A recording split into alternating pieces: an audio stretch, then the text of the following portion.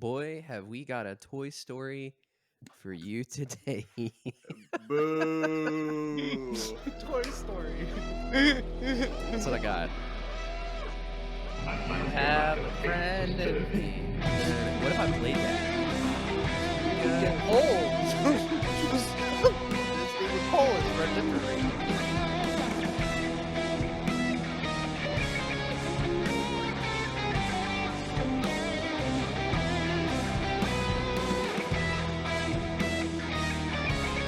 I'm 100% gonna need that move in there. Just abruptly cut it to the music. It's gonna be over. I reached for my water and I accidentally grabbed it. I was like, oh, that's not water. My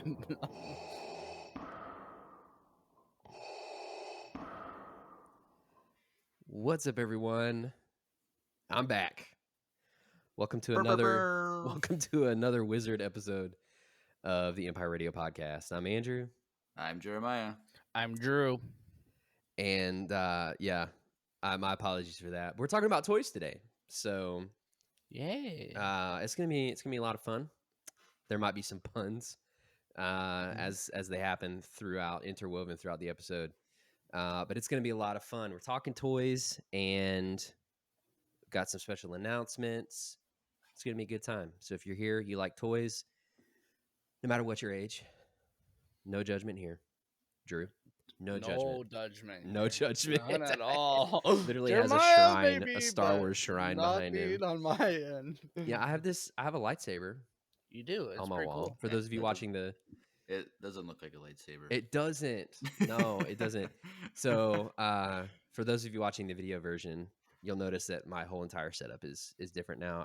We changed rooms, changed things around in our apartment. So I have my own space now. And with that, my wife allowed me to begin decorating. So like I have a poster right here that's actually a puzzle, Star Wars puzzle. It has like a bunch of old comic covers Dude, on you it. should frame that poster you got. What? From that vinyl, the original Star Wars vinyl. Dude, I've thought about it. I have considered that many times. It'll happen eventually once like we get settled somewhere, and I can have like my own space, like maybe my own studio, and I can just put this up. But like, anyways, so she let me do stuff, and we were at Marshall's. I saw this lightsaber. It's Darth Vader's hand. It's coming out of the wall. There's like a sticker that you put on the wall that looks like he like just broke through your wall. It's kind of cheesy, but it puts markers. It like has markers on the wall where you put the screws in, and for me that was a big deal. So put the sticker up. Any help I can get with that stuff is welcome. So I put it up. I got excited. I was telling Jeremiah and Drew before we started recording. I was super excited about it. Didn't have the batteries. Finally got the batteries, and then I turned it on, and like it's only the first like third of the blade that actually lights up. I was thinking about it too. It's like Galaxy's Edge's Darksaber. Like the tip of it doesn't even light up. Is it really that bad? Yeah. Oof. You're probably not gonna want to buy it when you go in March, but yeah, like the tip. No, doesn't I'm making light my up. own, dude, for sure. True. Yeah. And I'm gonna send you money so you can give me something. So okay. Yeah. Be on the lookout. Yeah, we can talk about that. I won't send you any money to buy me. That's fine. That's fine. Okay. You're mine. Well, no, but it was funny when I got this. I was like, oh, I'm gonna put it up on the wall. It's gonna be the background of the podcast. It's gonna be sick. Like I'm gonna have a freaking lightsaber up. Like after having nothing for so long, I'm gonna have a lightsaber. And then I turned it on and I was like, oh my gosh, you're freaking kidding. Because I mounted it. I didn't have the batteries. I mounted it ahead of time and I was like, oh, this is gonna be sick. And I mean, it is. It looks really cool. It's cool. I like it. When you walk by and it's like not on, it's cool. It's like, oh, it's a lightsaber, you know. But you said you got it at Marshall's? Yeah. It's probably one of those things that's going to be in the toy bin, like in oh yeah, yeah. What we watched. So that's a good segue to I guess provide a little bit more context about what we're doing. So Drew had a brilliant idea because we had some last minute. No, stop. We had some last minute. You're like Echo. You finally did something for us. Dang, dude. You opened a door for us. That was I rough. got it. I got the key. We had some last minute content changes. We had a plan. Some things happened. You know, I was sick last week. Lots of stuff has changed, and we were like, well, we need another idea, kind of a spur of the moment thing. Drew was like, let's talk about the Star Wars episode of The Toys That Made Us, which is a great show. If you haven't seen it, I would highly recommend. Like, even if you don't like necessarily like toys, like they literally break down some of the most influential toys of all time. They talk about Barbie, they talk about GI Joe, they talk about Star Wars, Well, He-Man, the thing is, like, if Ninja you don't like Turtles. toys now, you did at some point, and they most Oh, likely yeah. did a video about that. So go watch it. Yeah, So it's on There's- Netflix. Yes, Yeah. it's on Netflix. They also have a series called The Movies That Made Us, and they go over some So good. iconic movies as well. Yep. Like Home Alone. They, Is it I mean, Jaws? they had like a season where it was like just general movies, like they did like Forrest Gump and a yeah, few other Forrest. ones, and then they did like a holiday, like a little holiday group, and then they just recently did a one that was like horror movies, like Alien, they did. Jaws. I really want to go back and rewatch because I haven't seen the newer ones yet, but The yeah. Home Alone one was like amazing. yeah, 'Cause you knowing find that out they like filmed the whole thing in a school. in a pool, in Yeah. a school. Yeah, It's like the house is in a pool. Yeah. It's like, what the heck? It was pretty cool. anyways, it's really cool. If you're into like behind the scenes stuff and you love documentaries, definitely check it out. Literally, the first episode is Star Wars, so they talk about Star Wars toys. It's a great kind of introduction into Star Wars toy history. So covers a lot of ground, lots of fun. So that's what we're doing tonight. But first, we got some news from Star Wars today. We're getting an Ahsoka Tano from the Mandalorian, that specific Ahsoka Tano Black Series figure. We're getting that, and then we're also getting an Ultimate Collector's Edition AT-AT from Lego, which is probably going to be like $6,000. So when I saw how big the box was, I was like, not $6,000, but it's probably gonna be like 800. Probably. there's no way Like, it's going to be as much as the Falcon. It looks like the box is just as big. That's why It looks like they use the same box as the Falcon. So if I were to buy one, how much do you think I could resell it for? Well, see, that's the weird thing about Lego. It depends. There's on not how a much huge they resale make. market. There is, There is, but if it's but discontinued. if it's discontinued, like the giant Millennium Falcon, it's so expensive that it's pretty, like, it's not that rare because Yeah. it's so expensive. But then, Well, like, the the thing is, Tatooine set goes up in price and drops in price Yeah. because they print more and Yeah.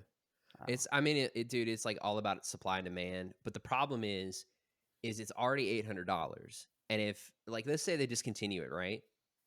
It's only going to go up from there. Who in their right mind? There's probably someone out there, even listening to this podcast, that would. Probably that guy in the documentary. But what I am saying is, like, it's going to go up. Obi-Wan guy, is that what you're talking about? The old guy that had the world's biggest collection. Dude, Rancho Yeah. Rancho, It's was for- that your you first don't time know- seeing him? You don't know about Rancho Obi-Wan? Sorry. Oh my goodness. I follow him on Instagram. Yeah, he's the best. Dude, You he's can such a- literally go and tour the Yeah. museum. Yeah, it's like a whole museum and they do charity work. He's super cool guy.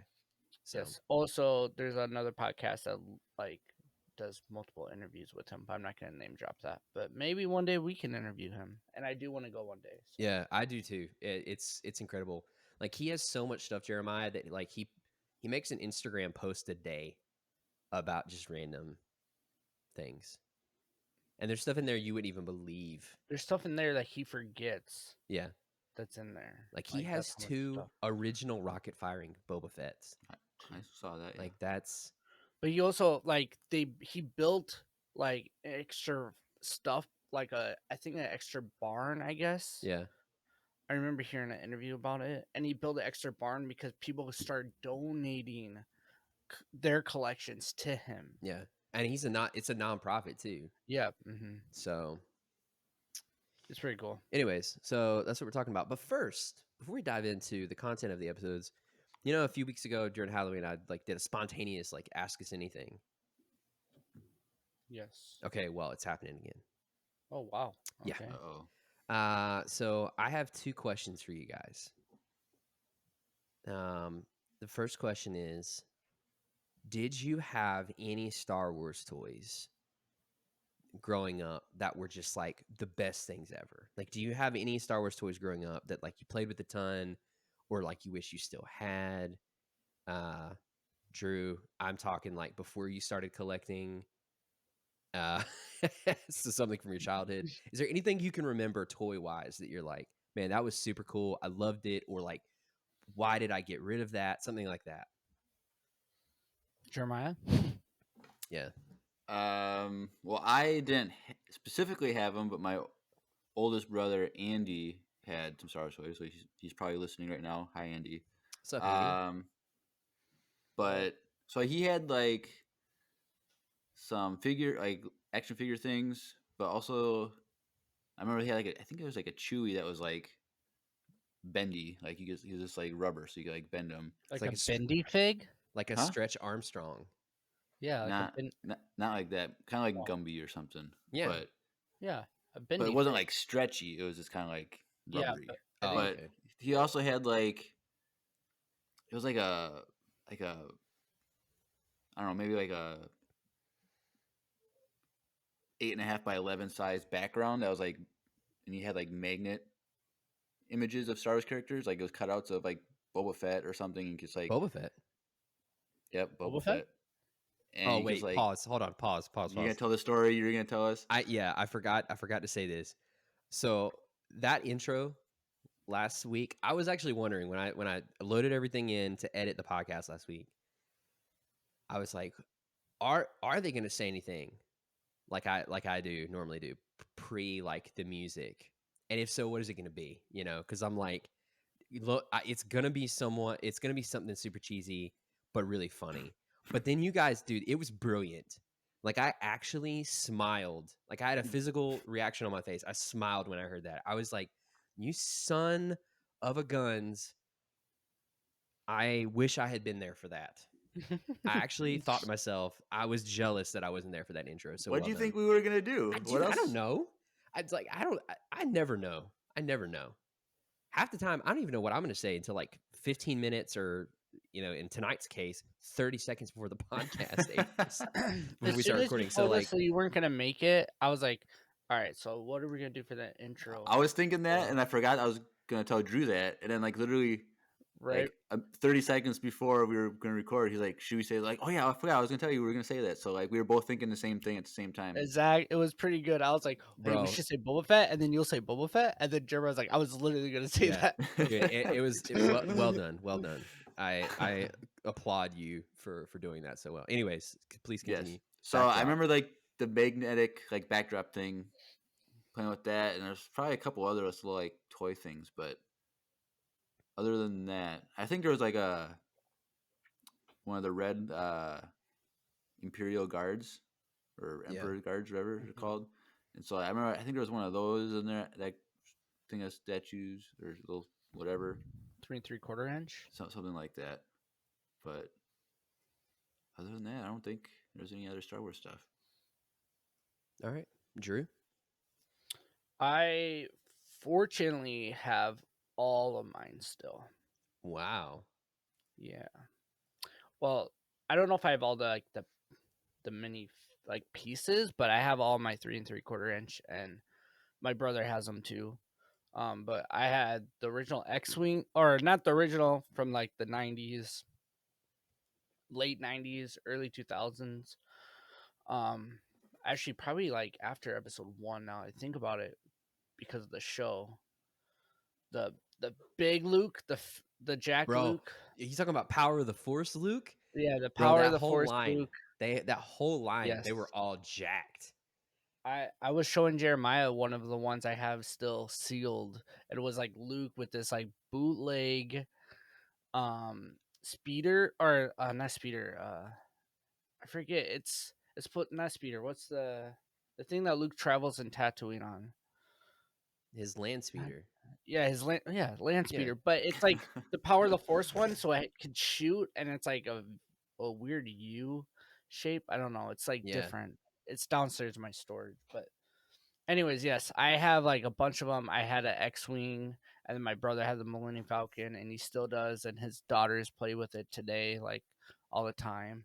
It makes me mad because I want it for myself, but his kids can play for it. But yeah, like when they make a big mess of toys, be like, don't worry, I'll clean up the I'll toys clean for it you up. girls. You can go Let have me a snack clean if you it. grab what you want. Oops. Oops. Oops. Yeah, because growing up, when we were super into it, my dad was like, I had all of them. Like my dad had the Vader box with all the '90s ones, and Oh, yeah. he's like, but one day he left to go to school, and he came back, and his mom sold them all out for under him, and he was No. like super mad.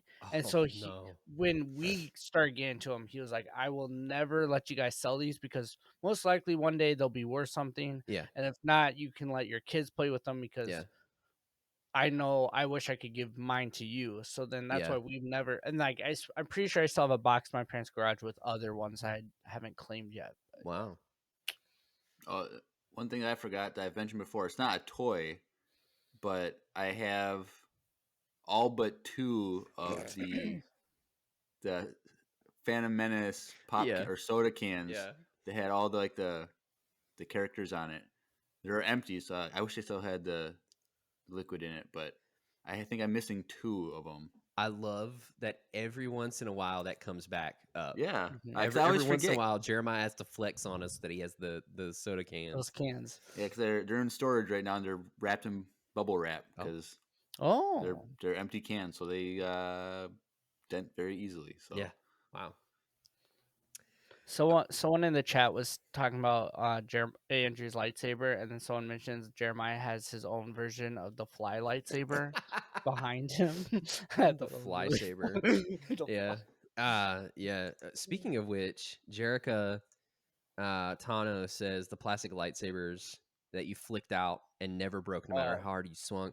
They, dude, I don't know what Those are dope. they were thinking, but those things were deadly. Like you Those could are do pretty some cool. damage with those things. I had a handful of those. Were those Hasbro or Kenner? Those are Hasbro. They were Hasbro, yeah. definitely, yeah. Okay, so this is gonna be a minor tangent, Okay. Oh, but here we that go. lightsaber is the ones that open up when you swing it down. Yeah. Mhm. So no one's gonna understand what we're talking about because this is about the college we went to. But Battle of the Floors, you know. Oh gosh. Mhm. Okay. So Please continue. It would have been my senior year, and so our group or whatever, we had Star Wars was like one of the things that we had given with Star Wars, and so like it was a whole Star Wars themed skit. And I remember there was a lightsaber battle they were gonna do, and one of the kids, they did that, and it came off, and so the show for still real? had to go. So he had to like duel with just a hilt, basically. It was Oh really funny. gosh. But that Battle of the Floor skit was amazing. The Star Wars one, Yeah. because they had 2 people dressed up as the light side and dark side. So like when Vader was fighting Luke or something, the 2 kids, one was wearing all black and one was wearing all white. They were like fighting and flipping over each other and stuff like that, like in the background surrounding it. It was really cool. So Huh. Wow. I gotta find that on Facebook. But All right. Dude, yeah, I had my fair share of those lightsabers. And I was always mad that cuz like early on there were two levels of lightsaber, really. Like if you went to Walmart, you went to Target, there were like 2 types of lightsabers you could buy. You could buy the ones that had either no light in them or a really weak one where the blade went all the way into the hilt. It collapsed fully, but the hilt was like a freaking tree trunk. And so for a kid, like it was difficult to like be able to actually fight with it because it was so thick, right? So that was one tier. But then you had the other tier where the hilt was great, felt good in your hands, and it had advanced electronics, but the blade didn't go all the way into the hilt. And so for real? it was only it collapsed into the bottom section, but like you couldn't play Jedi. You couldn't put it on your belt, your makeshift Jedi belt or whatever, because then 1, a third of your blade sticking out, and then 2, it would just fall out, right?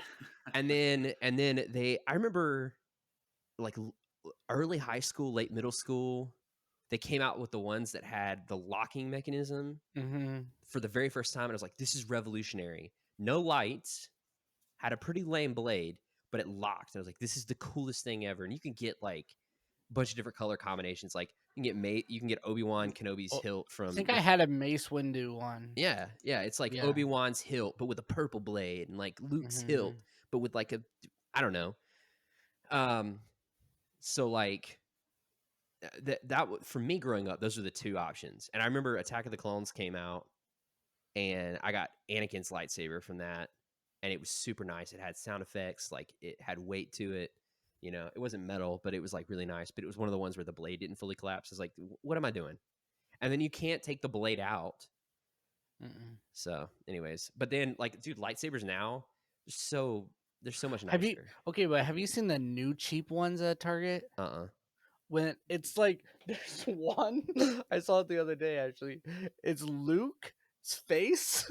Oh, dude, I've seen those. Have you seen those? It's like literally character's head, and like the lightsaber comes out of their head. Whoever had that idea needs to be fired. It's so bad. It's so funny. And the other day I saw these kids play with it. I was like, this is so messed up. Like, there's literally like holding these characters, and they're like dead because they have a lightsaber sticking out the top of their head. But, all right, they have those like makeshift new ones of like Ahsoka's, but it's not even Ahsoka's. And then Maul's, it's not even a Maul. I don't know. Let's take a trip down memory lane with Andrew. You ready?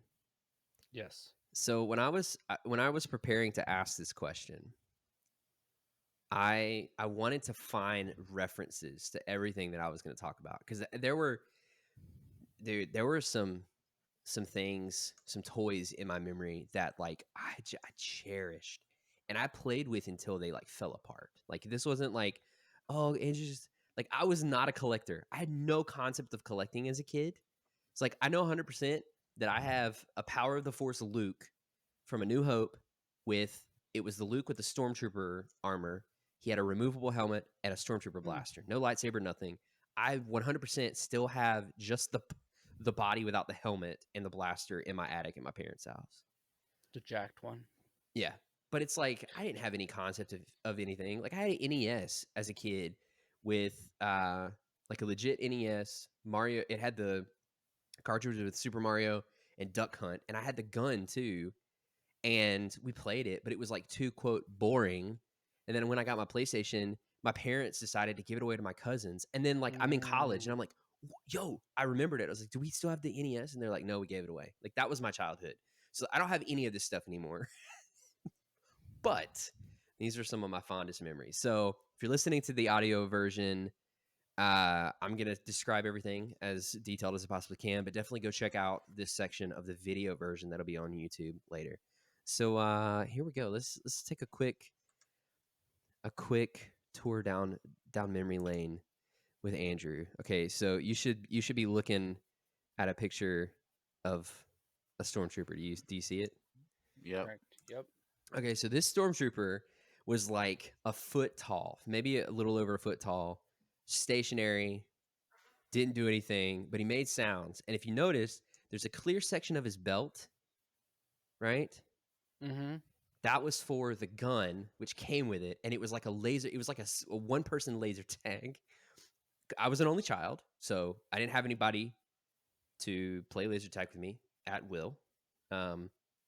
But I did have that Stormtrooper buddy, and I didn't realize this, but apparently it's also an alarm clock, and you have to like shoot him successfully to turn off. Never used that function. Didn't even know it was a thing. That's pretty cool. I kind of want that now. Didn't even know it was a thing. The speaker sucks, so it's probably not going to wake you up. But laser tag, it was cool. I didn't even use the laser tag function. I just like stood him up in my room, and it was cool to look at. And then I just played Han Solo with the gun. So there's that. So I found all of these things, by the way, you can actually buy again. Like there's people selling them for obscene amounts of money. Yeah, how much is this now? Did you look? This one, I think it was around $100. All of these, I will tell you, all of these are somewhere between like $100 and upwards of like $300. So, anyways, so here was another thing that I had. So speaking of laser tag, Ooh. I had a laser tag set that came Wow. with 2 Han Solo styled blasters and 2 like Rebel fighter pilot, like X-wing pilot chest guards, and you put them on, and the Velcro straps are super jank and annoying to put on. But then you could play laser tag. And again, I didn't have anybody to play laser tag with. But you know what? Those blasters make great props when you're playing Star Wars by yourself in the backyard. Drew, do you remember my laser tag set growing up? I think I remember it briefly, yeah. Yeah, that was pretty cool. But this is dope. I had those until I moved in my apartment when I threw them away. You had this? No, my own laser tag set Like, that I had. Until like the last year, like 2 years ago. 2 years ago, yeah. What the heck? They're just in a box in my basement, and I had to like throw away like 90% of my possessions because going from a house into an apartment. So, Well, unless one of my nephews took it or something, I doubt that. But No? Okay. but those are sick. Yeah, they were like full-size DL-44s. Like, Dang. these weren't like little kids. Like, they had weight to them. Like, they were large in your Well, hands. because they were functional. Yeah. And it was cool because, like, if you look, it's got all, like, the dirt and the grime on it and stuff. It's really cool. Yeah. So I have this picture of the DL-44. I remember this one. I remember this. I I don't think I owned it, but I remember this. I swear I had this, but I can't remember if the memory is coming from the laser tag blaster, which is literally the same shell essentially. Yeah. But I swear I saw this and I remember the paint job vividly from I somewhere. remember it. I remember when it came out, but I'll tell you one thing I did have and I played with until it freaking broke. Like I ran this thing into the ground, y'all. So I got this exact because there's a couple of paint schemes out there. So it was Power of the Force series, electronic E11 Stormtrooper Blaster, and I love this thing so much because Tanner in the chat. Dang, dude, you had hell about blasters. Okay, but here's the thing. He was from the South, so yeah, you know. But here's the thing. So there was a store in my hometown. It's not there anymore. It's called Roses, and it was like this small level, like it was kind of akin to like a Kmart. It's pretty similar to Kmart. So like they had toys. They had a huge toy section, but it was all like relatively cheap, and it was old. And so I remember, like, I just happened to run across this at Rose's, and like my parents got it for me. It was probably really cheap, maybe a few years old. Probably wasn't super old, but it was like maybe a few years out of production. Same thing with the laser tag. Like, I don't know. So literally, just like for a kid, dude.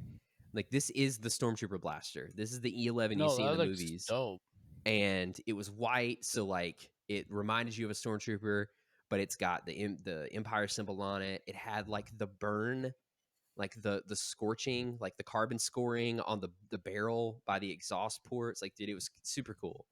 And for a kid, it was really well sized too. Like it didn't feel too small when you were playing with it. So love that thing. And then last but not least, the Force Lightsaber. So this, I didn't know this at the time, but this was from like 1983. I don't even know, dude. I don't even know where I got it. This is not a picture of the one that I had because the one that I had a red blade. But they all had the same hilt. And it's actually interesting in the Toys That Made Us episode, the guy from Rancho Obi-Wan is actually swinging one of these in that episode. I don't know if you guys remember that. Mm-hmm. Because he almost hit something, or yeah, he almost hit himself. But the big thing about this lightsaber was that the whole thing was hollow. Like it was a hollow plastic shell, and you like the way that you were able to attach the blade to the hilt was this piece, this like I like piece how up you're here. about to point at the screen. Yeah, I know and you nobody's gonna be able to realize- see that, but it was like this piece up here. You know, that's like kind of weirdly shaped. It looks like a weird blade emitter piece. Mhm. That actually screws onto the top, and the blade slides up into that piece, and then that piece comes together with the hilt. And so, like, once the hilt actually broke, that actually became a perfect like mock katana, because that little hilt piece Oh. acted as the blade guard, and you just slid it up a little bit because the blade goes all the way through the whole lightsaber hilt. So it's like it was like a perfect length for a kid me, but it was just like a red katana. I had a vivid imagination as a kid, but this thing was cool because when you swung it, it would make noises because it was hollow and it had holes in it, and so like that was the force. You had your whooshing noises. So it was like a kind of like a Oh. whistle type of thing, like where the air itself would Yeah, cause a it certain wasn't, but it sound. wasn't high pitched. It was like whoo whoo. Ooh, ooh. Yeah, it wasn't. It didn't sound like the movies at all, but Sound like the train horn it was lower pitched whistle, than train that. whistle. Lower pitched than that, but it was essentially kind of the same concept. So That's cool. yeah, so going down memory lane today was really fun. And I actually was talking to my dad, and I was like, I didn't even know half of this stuff because I was showing him some of the eBay listings, and like that E11 is on sale right now for like I think it's like $330. I mean, Dang, like bro. I wouldn't have sold mine, but obviously I didn't know what I had at the time. So yeah, so there you go. Second question. Well, at the time, it wasn't worth $300. No. Second question. Second question. Here we go. This will be quick. Did you guys have a favorite toy? And if so, what was it? Talks amongst yourself. Okay. Oh, Jeremiah's gonna flex. Oh, I think Jeremiah has his favorite toy. I think he's about Exactly, that's what I'm saying. Yeah, He's okay. about to flex. Drew, what was Yes, your he has favorite toy? Okay, so my favorite toy, I think it's downstairs in my basement. It's not Star Wars, but do you remember Street Sharks? Dude, yeah. I forget the name of this Street Shark, but I still have it. He like rollerblades, and he has like I don't remember. It was like he looks like just like a tiger shark, like just a good fashion, or maybe just like I don't remember what shark it was. He's like green, but that was my favorite toy growing up because you could like push the back of his fin and his mouth opened up, and then you could push the back of his elbow and his fingers like went out a little bit and they're pointy. And I would love to like make him eat things. So that was like probably like my favorite toy as like a little kid. Besides all my Star Wars and Lord of the Ring toys, I also had a bunch of those Lord of the Ring classic toys too. Sweet. But Jeremiah, do you I went and grabbed a presentation for us? Right here. Ayo. There he is. So this is I guess it would be the second generation of Megazords after the movie. mm-hmm. First Power Rangers movie. So yeah, all the individual pieces. I'm showing one camera now. That should be the other one.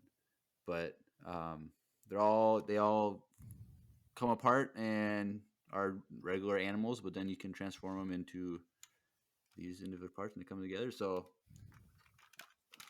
I always played with this the eagle thing all the time. This was the best part right here. White Power Ranger. I remember that's awesome. When the first episode, the White Power Ranger came. Bro, it blew everyone's freaking minds as a kid. I was screaming. I remember my parents and everyone were upstairs on the main level, but I was in the basement. Yeah, and they were like, remember me yelling and screaming like this is the best thing ever. So. Dude, kids across America flipped their crap when that happened. Like, dude, it was one of the greatest reveals in modern television history, if I'm being honest. Probably not, but it was really good. So I don't remember if I had a favorite, but I know if I did, it would have been probably the Lego B-Wing that I had.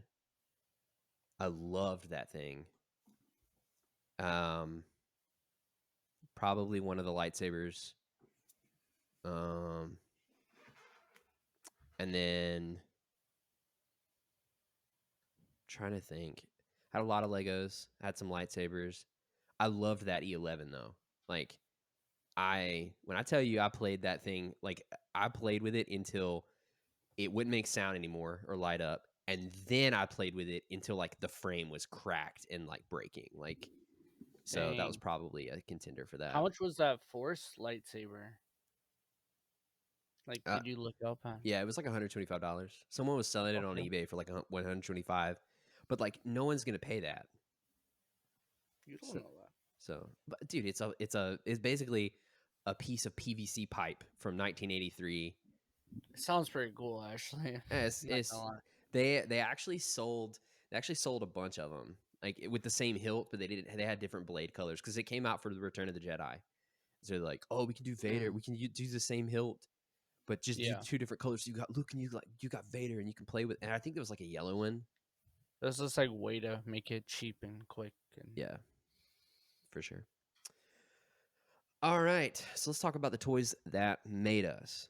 So, the whole premise of this episode is detailing the history of how Star Wars toys really became a thing. Covers all of the really big parts, the most popular points that people know. But if you don't know the history of Star Wars toys, it's an interesting story, and we're going to kind of recap it for you as we go through it. But first, I feel like this is a good opportunity before we dive into the meat and potatoes of the episode to take a quick moment and listen to a word from the first sponsor of today's episode, cufflinks.com. the toys that make for grown-ups. Yeah. Great comparison there. That was good. All right, let's just dive into that. Let's take a quick break and listen to a word from cufflinks.com. What's up, everyone? Andrew here with a word from the sponsor of today's episode, cufflinks.com. If you didn't know, cufflinks.com is the premium accessories marketplace, and they offer a wide range of products, including but not limited to ties, cufflinks, jewelry, and much more. The awesome thing about cufflinks.com is that they've partnered with popular brands like Star Wars to bring you exclusive, officially licensed products. Their products are designed in a way that's great looking and fun, which means you can support your favorite fandom and look good doing it. Want to snag something awesome for yourself or someone else? Try using the code EMPIRE20, that's with a capital E and no space at checkout, to receive 20% off your next order with no minimum purchase. Still not convinced? Well, cufflinks.com offers outstanding customer service, 1 to 5 day delivery anywhere in the United States, and free shipping on all orders over $100. Want to feel like 1,000,000 credits in your next outfit? Head on over to cufflinks.com.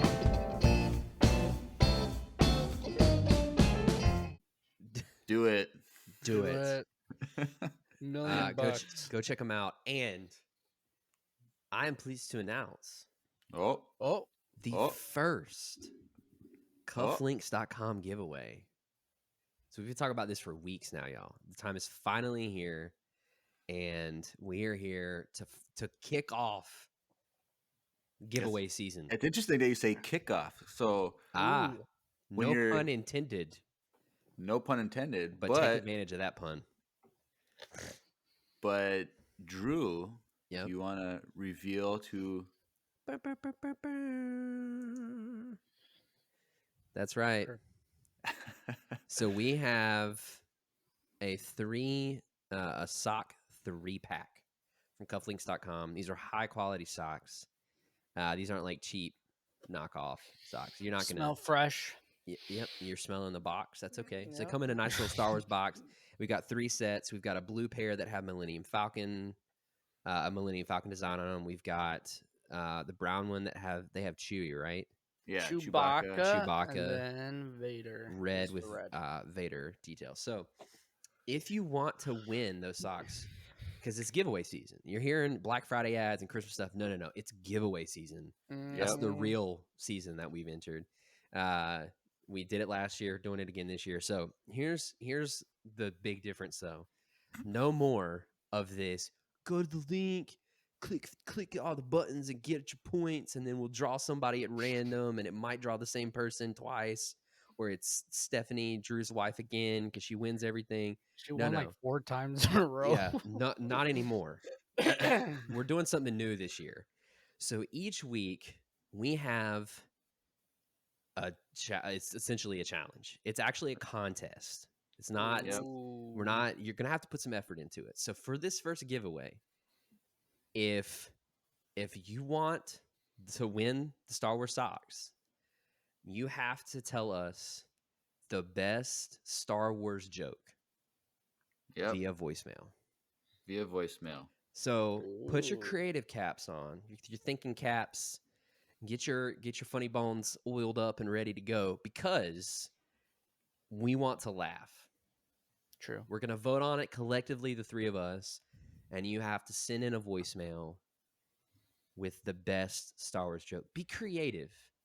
Yeah. Don't look up a list. Don't do Also- Drew's lukewarm tauntaun joke. Don't look 'cause up that's- like the 30 best Star Wars jokes. I was gonna and say, do not use my Luke. it's not one. gonna work. Okay. But here's a way that you can get an edge. Okay, if it has something to do with Star Wars, somehow includes an inside joke from the podcast. Ooh. But it has to be mainly about Star Wars. Like, it can't be like about the podcast. It needs to be about Star Wars. But like, if you can throw in an inside joke or two, or like, even if you want to make fun of us, have fun. Make it needs to be family friendly, please. Yes. You will be disqualified if it's We if have it's- to be able to play it on air. we have to be able to play it on air, because we will. So if you haven't sent in a voicemail already, you got a good joke, now's the time to do that. So I'll just go ahead and So are we gonna choose like our top 3 favorite, and we're gonna play those 3, and then we're gonna say which one is the winner? Is that how we're doing it? yeah, we can do that. Okay, yeah. So if 100 of you send in a joke, we're not gonna play every single one. Sorry. Oh, Right. dang, I kind of want to. 'Cause Yeah. The 12 voicemail challenge. No, it can't be. doesn't It can't count be for 100 this. 100 jokes.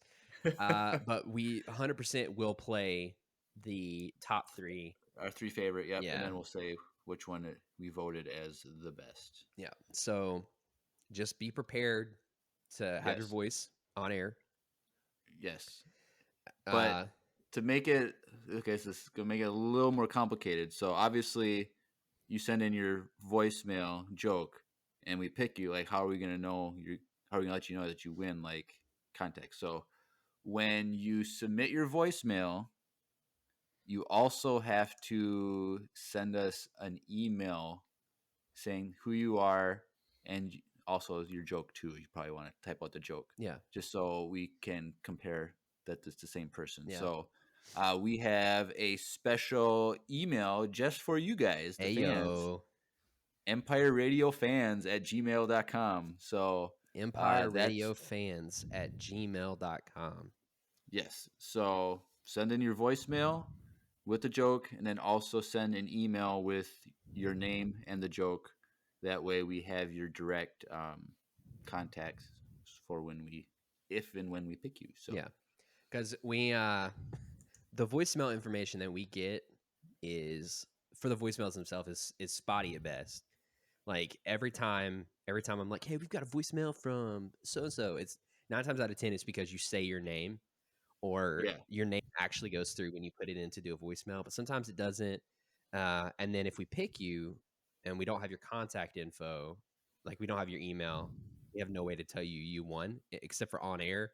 That gets complicated. So make sure to send us the voicemail. Just shoot us an email.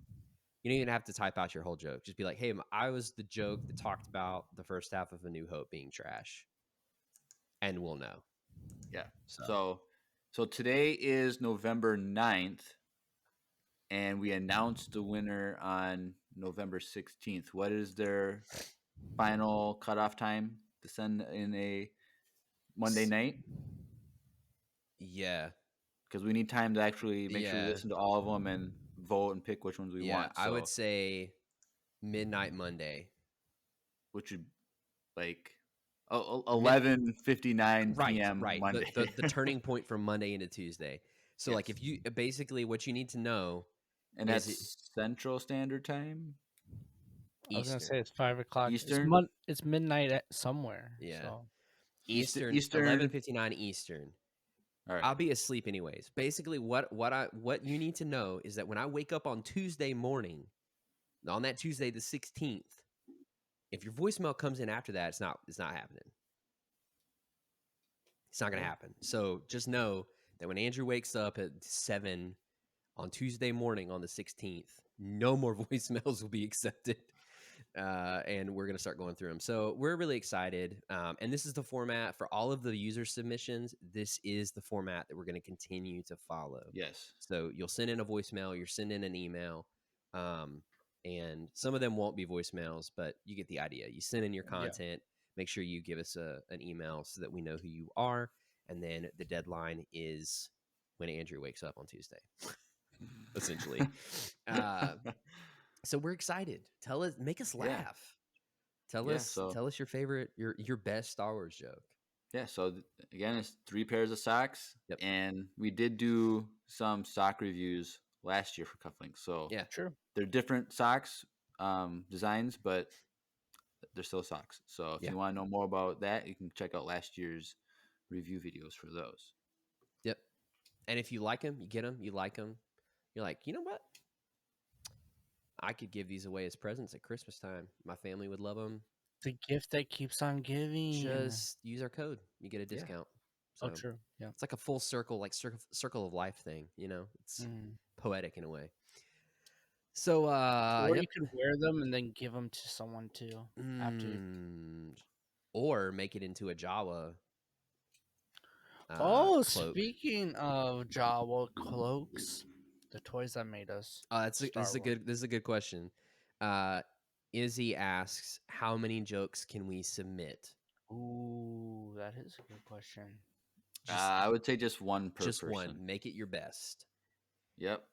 So if you have to come up with your 10 favorite and have all your friends and family tell you, okay, this is the funniest one, go with that one. So yeah, because we know some people might want to like just flood us with jokes. Tanner, we're looking at you. No joke spamming. No joke spamming. You're not allowed to spam in the Discord.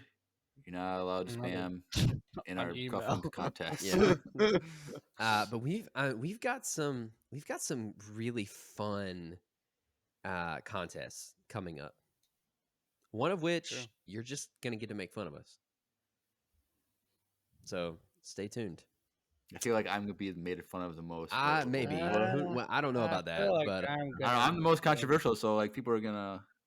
That's true. But I don't know. There's gonna be a lot of smooth jokes like about. Yeah. Oh yeah. All right. So moving right along. So this episode, like I said, of the toys that made us is the story of Star Wars toys.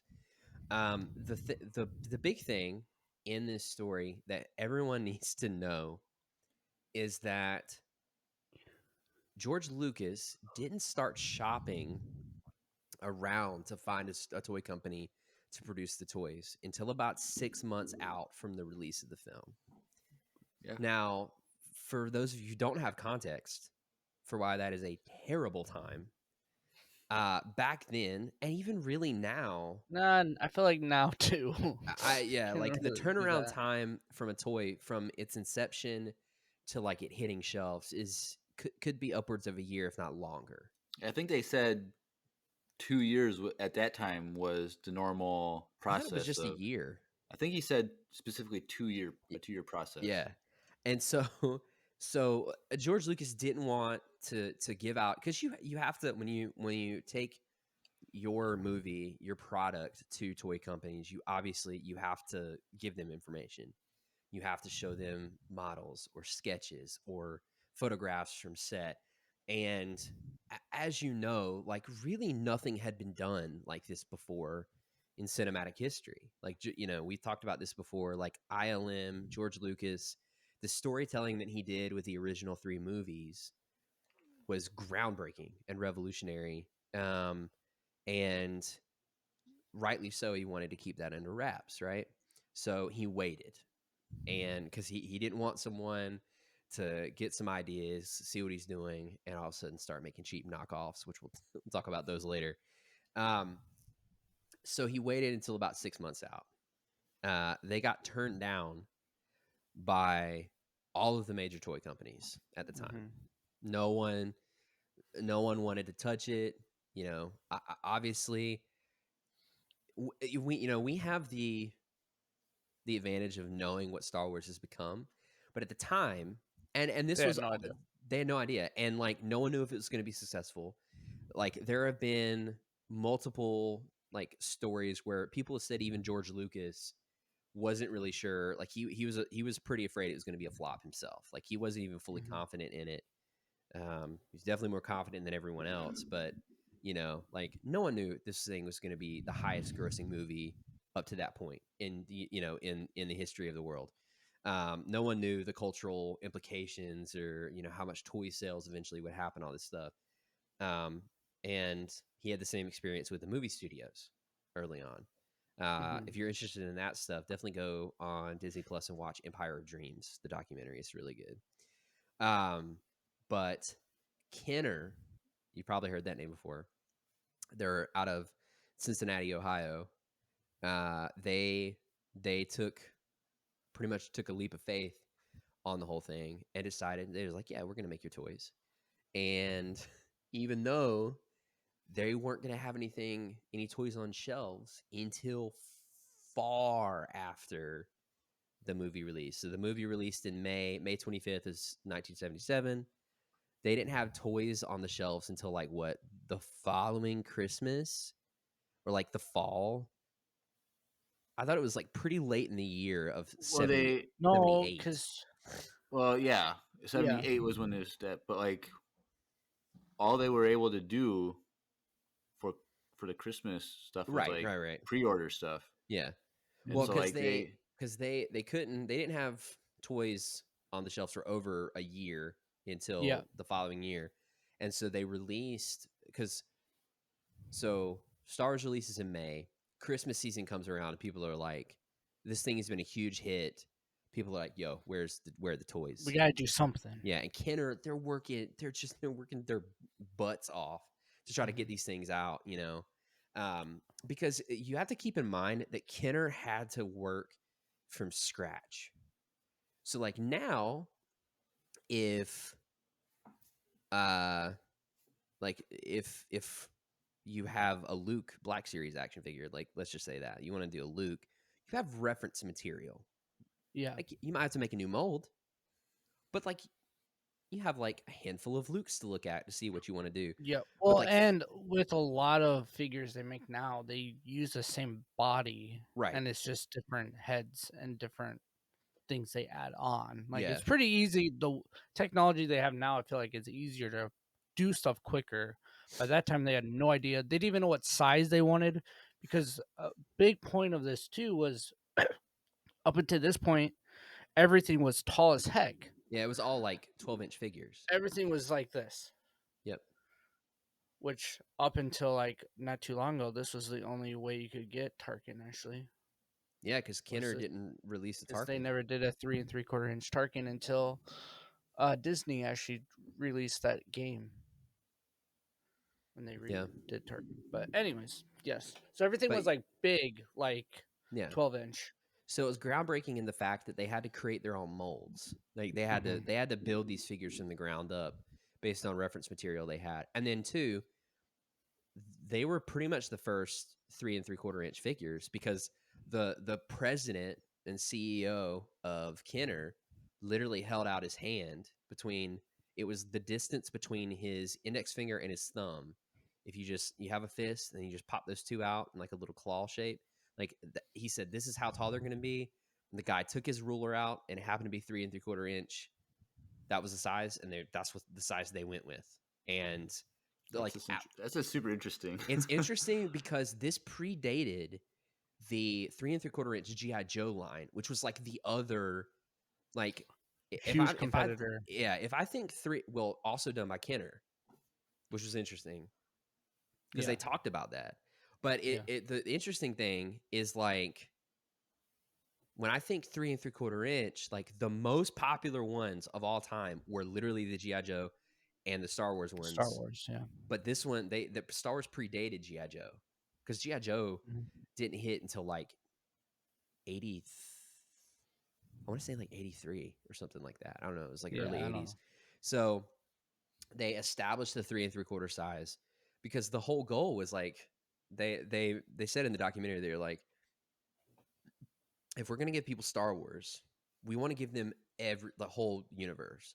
So like if we make a 12-inch action figure, we can do the whole line, but like how are we gonna make vehicles for these people? Like, Yeah. you know, it was crazy. It's crazy expensive to do. And like they were like, well, if we, you know, we want to make a Death Star, we want to give people the Death Star if we can, all these things. And like, dude, a Death Star to scale, well, for 12-inch, for 12-inch would be, you have to have a whole room to just fit a playset in, essentially, you know, like a small room. because even when they did recently, well, not recently, but like when Disney bought the franchise and they redid a lot of these figures, they launched with the Black Series, the 6-inch, and they did to scale that TIE fighter. Yeah. That thing is huge. It's huge. Yeah. It's Yeah. big as heck. It's like this whole whole desk. Like it's Yeah. massive. So imagine trying to do a Death Star with just 6-inch, which is half the Dude, size of yeah. what most people had. Because 12-inch was like G.I. Joe, or G.I. Joe, Barbie. Like that was Barbie, the yeah. size that everyone played with at that time. Yeah. Well, So makes sense. they had a lot going against them because they had to basically bring all this to life from scratch, and they're working with a completely different size of figures. So Star Wars happens in May. They're going into the fall season or the holiday season. No one has toys. Like they're and to keep this in mind, they didn't work out a contract, like a physical contract. This is the best part. For negotiating who would get what in the deal for like a solid 2 years. Like toys had been on the shelves for, I think they even said they had been on the shelves for 2 years before it actually got solidified. But like, because they had like they didn't have a RIN deal. They had like a handshake. Yeah, it was deal. like a hey, like here's our kind of verbal agreement, and they've been operating on that for so long that I'm pretty sure through A New Hope and Empire, they still hadn't had anything in writing, which is kind of crazy. But so, anyways, holiday season is coming, and Kenner's they do the sticker slapping, where they take toys, they reskin them. We've all seen this happen, like 100%. I would imagine everyone that's listening to this podcast has seen this once, where like they take a toy, they slap a new paint job on it, put some Star Wars related stickers on it, and sell it as Star Wars. They give you a few examples of that in the documentary. So they did that because it's cheap, right? And then the other thing is they did stuff like board games that didn't require rigorous levels of safety testing and the entire process that goes through with the designing of an action figure. Because here's and part of the job that I work in with my the guitar pick company, I've gotten to see the process of taking something from an idea, from like a patent, all the way through to production, like through a manufacturer, right? And just for something as small as a guitar pick that doesn't have the same weight as an intellectual property as Star Wars, takes months of like back and forth, and you get a prototype and the prototype doesn't work, but you need to make this change and you send it back and you get some. It's oh my gosh, it's painstakingly slow and can be very frustrating. They were dealing with Star Wars, okay? So this process, while people are waiting for these action figures, they have to create a design, and that has to go to the licensor, and then the licensor has to give them feedback, and then they have to change it, and then it goes to the licensor again, and then you get feedback, and then all these things, and then you make a prototype, and you have to get feedback on that, and then you have to like get all the final approval, and then you have to go to a manufacturer and see if the manufacturer can even produce what you're trying to do, and then you have to find a manufacturer, you know, that will be willing to do that. All the while, this is a process that takes a year, if not longer. And so they barely had anything holiday season of 77. That was also the holiday season in which the holiday special aired, which, by the way, Life Day is almost upon us again. I know. I almost suggested we just watch that together, but we can talk about that. We have some people that weighed in on if Jeremiah should actually watch it or not with us during voicemail time, but we'll talk about that later. Oh, okay. So holiday special aired once for good reason, and then during the holiday season, Kenner made a bold move, and they offered a pre-order.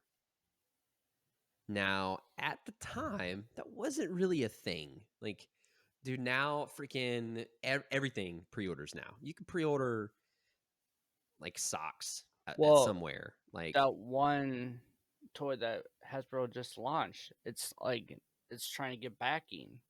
You talking about the Rancor? Yeah, the Rancor. Yeah. That is to scale with. That's another 6-inch. thing. The 6-inch to scale, and so it's like massive. But there's backing for it. Like it's not even guaranteed. That's like actual crowdfunding too. They have to fund that. But it's like with like everything pre-orders nowadays. Like I can go right now on the Nintendo East store and pre-order Knights of the Old Republic, which, by the way, launches Thursday, baby, for the Switch. Excited? Oh, I'm so excited. Actually, I tweeted and put on my Instagram. Yeah, I have a Twitter. It's at that K-pop guitarist. I think that's what my handle is. I don't remember. But I also posted on my story today. I was like, I just restarted my Animal Crossing Island, and I also realized that KOTOR comes out in 2 days, and I'm praying that I'll actually stay productive this weekend. So, anyways,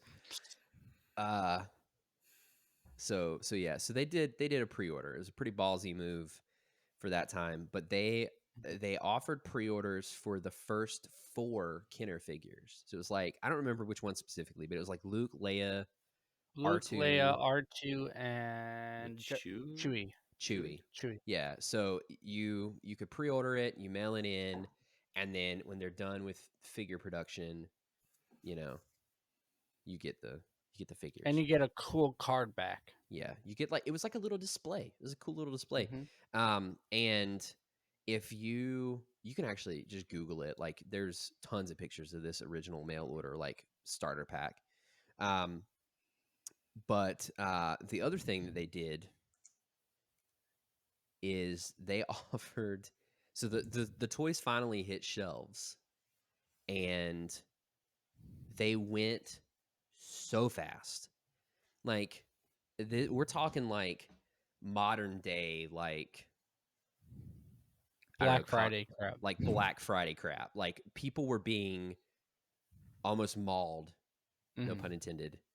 Like some of the toys didn't make it from their delivery boxes to the shelves. Like that's how fast these figures went. So they were just pulling them out of the boxes. They didn't even go on the shelves. Yeah, there were some that, like, one of the guys in the documentary was like, there were entire stores that sold out their entire inventory in 3 days, which is nuts. Like that's crazy because like nowadays it's understandable because it happens a lot. Like with a lot of different things. Like if you try go to any Target or Walmart right now, there's like no Black Series on. Yeah. The shelves like, at all. Dude, trying to get BTS tickets. Good luck. Oh, sure. Or any shoe drop. Let's be real. Any shoe drop. Same thing. Like Jordan, that's normal. You're not getting it. That's not gonna happen. Yeah, like that stuff's normal for us now, but like this is 1978. Yeah, like, no like marketing besides a TV.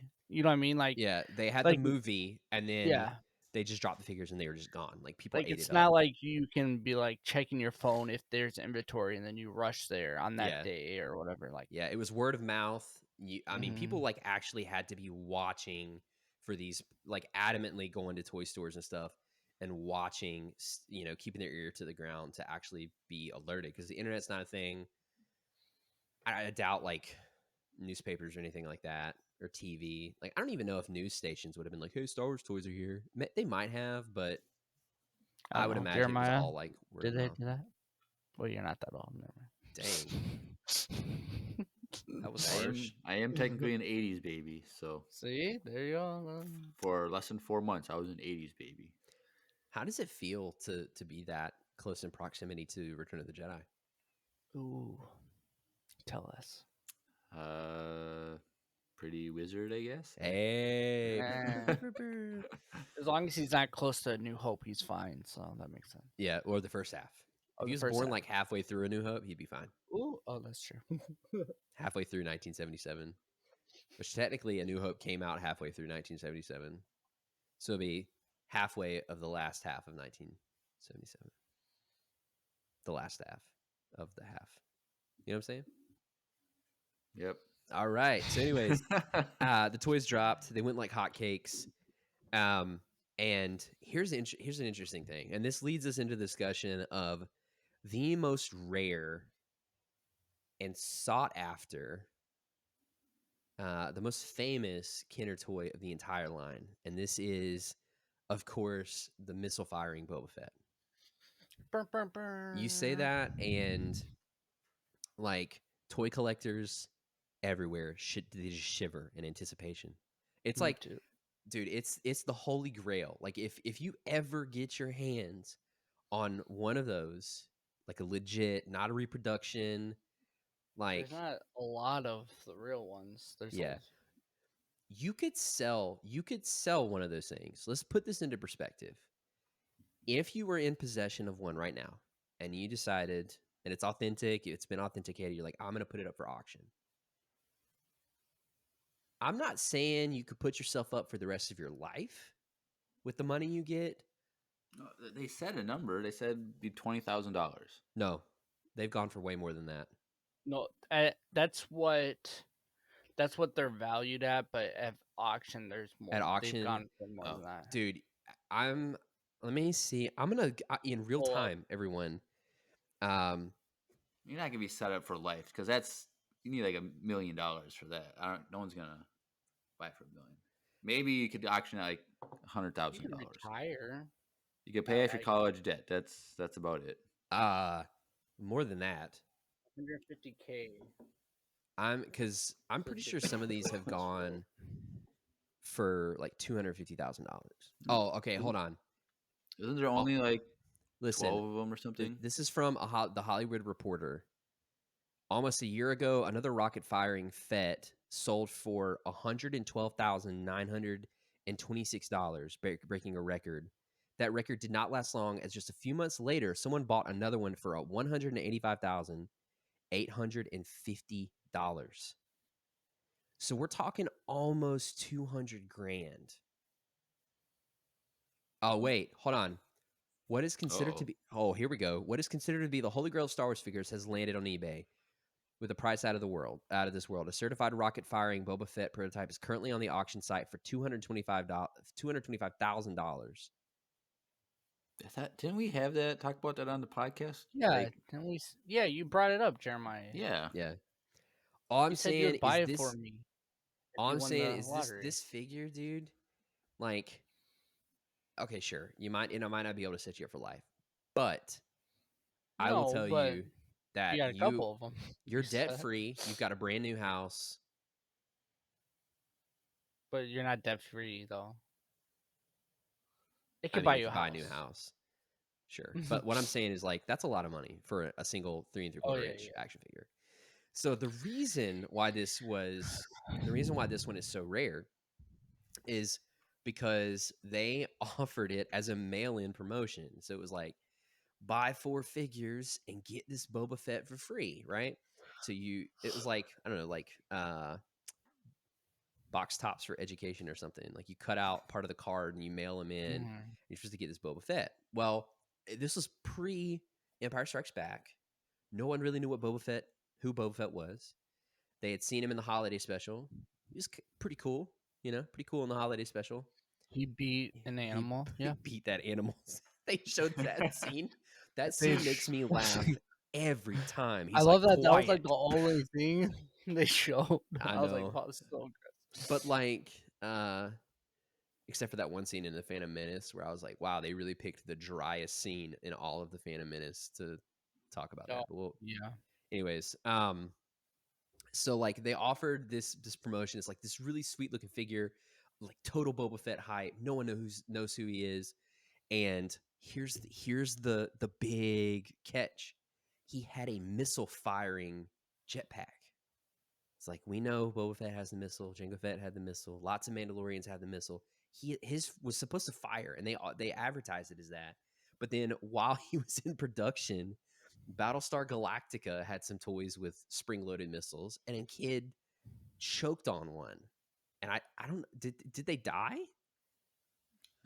Or were they were just seriously injured? I don't remember them saying either way, but I know it was like they just said a kid. I think they never said that they died, but they just said a kid choked on one. And so it's like this safety hazard. And back then, like the second something like that happened back then, you had a decision to make. You either decided to do the cool missile thing and went through countless like rounds of legal and safety testing, or you just forgo the whole thing altogether and make sure. Meanwhile, everyone was getting poisoned because of the paint they're using. But that's true. That's true.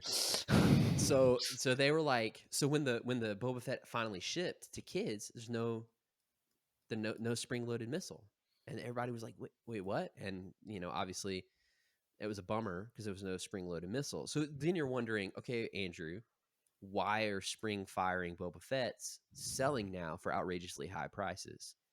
And that is because the ones that are in circulation are all prototypes, like fully painted, to varying degrees at least, prototypes. They have two variations of the spring mechanism, the locking mechanism for the missile to hold it into place. There's like an L-shaped one, and there's like a J-shaped one, and they vary from model to model.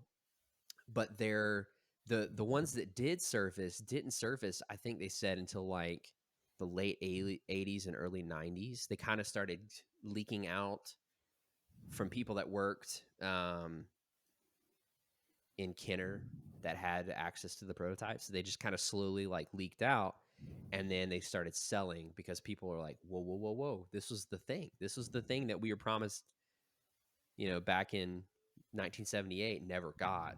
And so, of course, now along the lines with any like limited production or rare or like miscolored item of any kind, they're selling for just insane amounts of any money. prototype sells for like $2,000 to $3,000 a minimum. Yeah. So, because like it was the same thing with Snaggletooth, because when the blue suit Snaggletooth, because when they announced the Mos Eisley Cantina set, the original Snaggletooth figure had a blue suit, silver boots, and was full. It was the full 3 and 3/4 inch scale. It was like a tall figure, and then the production figure was actually short, like Jawa size, had a red suit.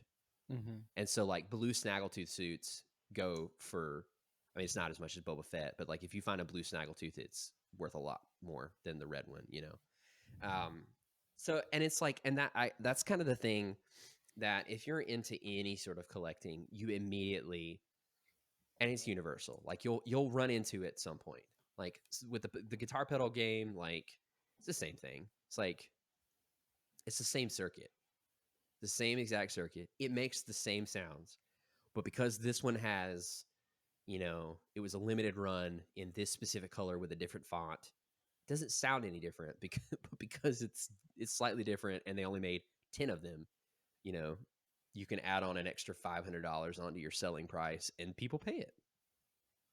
And so there's this shirt I'm wearing right now. This is, oh gosh, in 20 years when Empire Radio is like the biggest podcast in the world, like this shirt, there's a DeVue Twist has a mug, and then Daddy Palps has a shirt. Like, I have a shirt. Drew has a shirt. Drew has a hoodie. I have 2 shirts and a hoodie. Yeah, for those of you that don't know, we made the foray into trying to do merch for ourselves, and we had all these really cool designs. Like Drew and his wife Stephanie just like knocked it out of the park in setting this whole thing up, and then we went live, and then we like had 2 orders, like 2 weeks of and like 2 weeks of selling, and then we got taken down because of copyright stuff. So Yep. The So- mouse. The mouse came and dropped the hammer.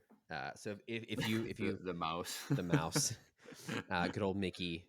So yeah, Jeremiah, your shirt's gonna be probably worth. yeah. it. Why am I wearing this? I'm like, ugh, this is like Hey, not that can mint bring a condition. value. That actually is valued more now. Yeah. Unwashed Jeremiah Jeremiah's worn. sweat. Yeah, it's got. Maybe I'll blow my nose Oh, on it. and the Black Ranger touched it. That is true. Wow. So Ooh. you're probably at like $700,000 now. No, 500 million. I don't need to win the Powerball. Oh, yeah. Straight It's up. like, dude, you got a lot going for you. It's one of a kind. Black Mhm. Ranger touched it. It's been on your body. Probably smells like you. All you need to do is like say that the first half of A New Hope is trash in it, so that we have a record of you doing that, and then sign it, and easy $500 million. Yeah. Easy. Chump change. Yeah. I look down to View Twist says screen accurate T-shirt. Oh yeah. Oh yeah, it is the T-shirt. So yeah, that's a little brief blurb about collectors, and like I don't think there's as much variation in the Black Series, Drew. Like, correct me if I'm wrong. Like, I know that there's obviously figures that are much rarer than others. Mm-hmm. Is that because they're produced less? Yeah, so for Black Series, it's mostly figures that are like bigger characters. Yeah. Somehow, if it's like a main character or like a popular character, it's very hard to get, which brings the value up. So, like for instance, the Mandalorian, this one right there that I'm pointing at, the Carbonite one, that one's like it's not. It's like I think I got that for 35, but I've seen it go up to like 80. The same with any Boba Fett figure. Boba Fett. If you're Boba able to Fett? get it, just buy it because you can sell it for a little bit more at some point. I'm trying to think. Yeah, it's All the fun. Mandalorian line honestly is super valuable at this point. Besides Quill, Sad. but yeah, Yeah, it's welcome to a real world lesson in economics, kids, all you kids out there that haven't taken a step into the real world of money yet. Because what happens is if you have collectors or anyone that drive demand up, and all of a sudden you don't have a good access to supply, yeah, people can charge outrageous amounts for things, and there are people that will Yeah. pay that just for the satisfaction of having something that someone else doesn't have, or well, or a and full collection. and the biggest thing too is the limited runs at certain locations. Yeah, that So they for were instance, smart. They were really smart when they did that. that's like the thing that is the worst. I think. Yeah. Like for instance, like most of all of these Clone Wars ones that are in here, they're Walmart exclusive. Well, Minnesota Walmarts are like the worst They suck.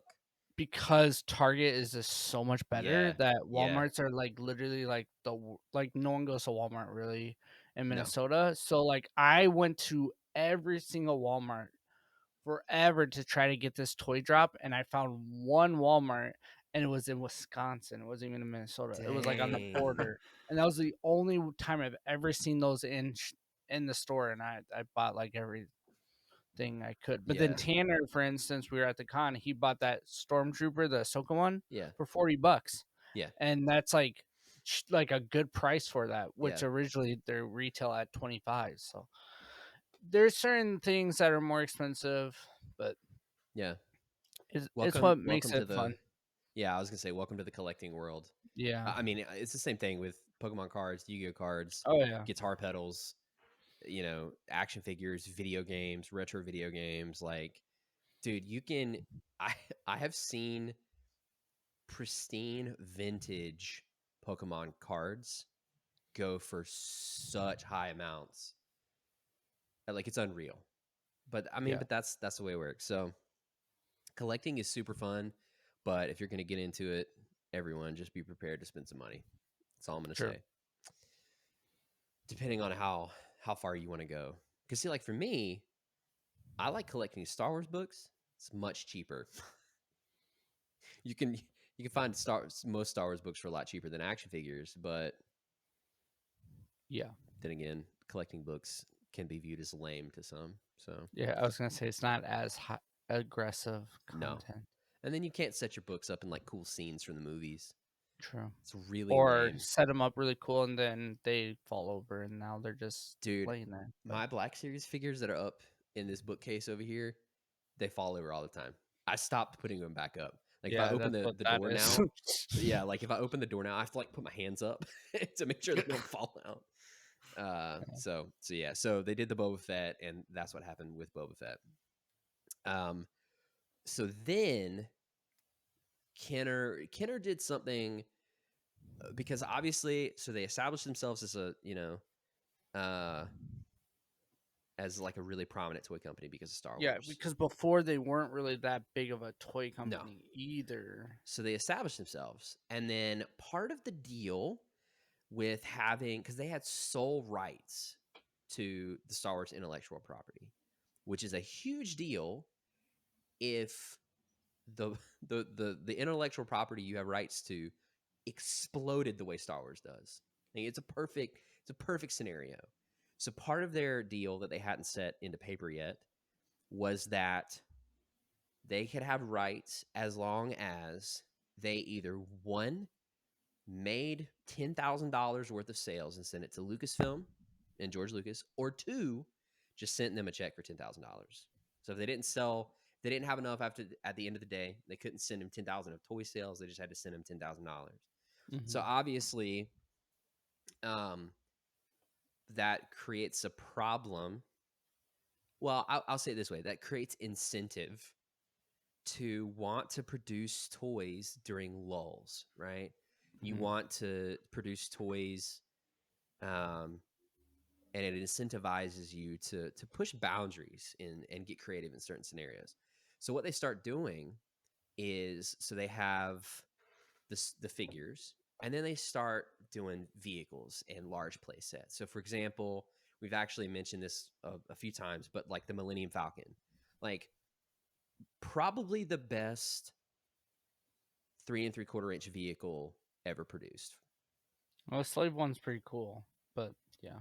But like for the time, like Yeah. it was literally a Millennium Falcon. You could take the panels off. Like it was a full play set, but it was big enough you could take it with you.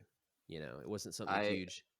I really like those wood models that they made. Let's talk about that real quick. So, like, honestly, they should make that a thing and sell it. That'd be like the biggest selling thing ever. Yeah, Would you buy one, Jeremiah? Let's take a.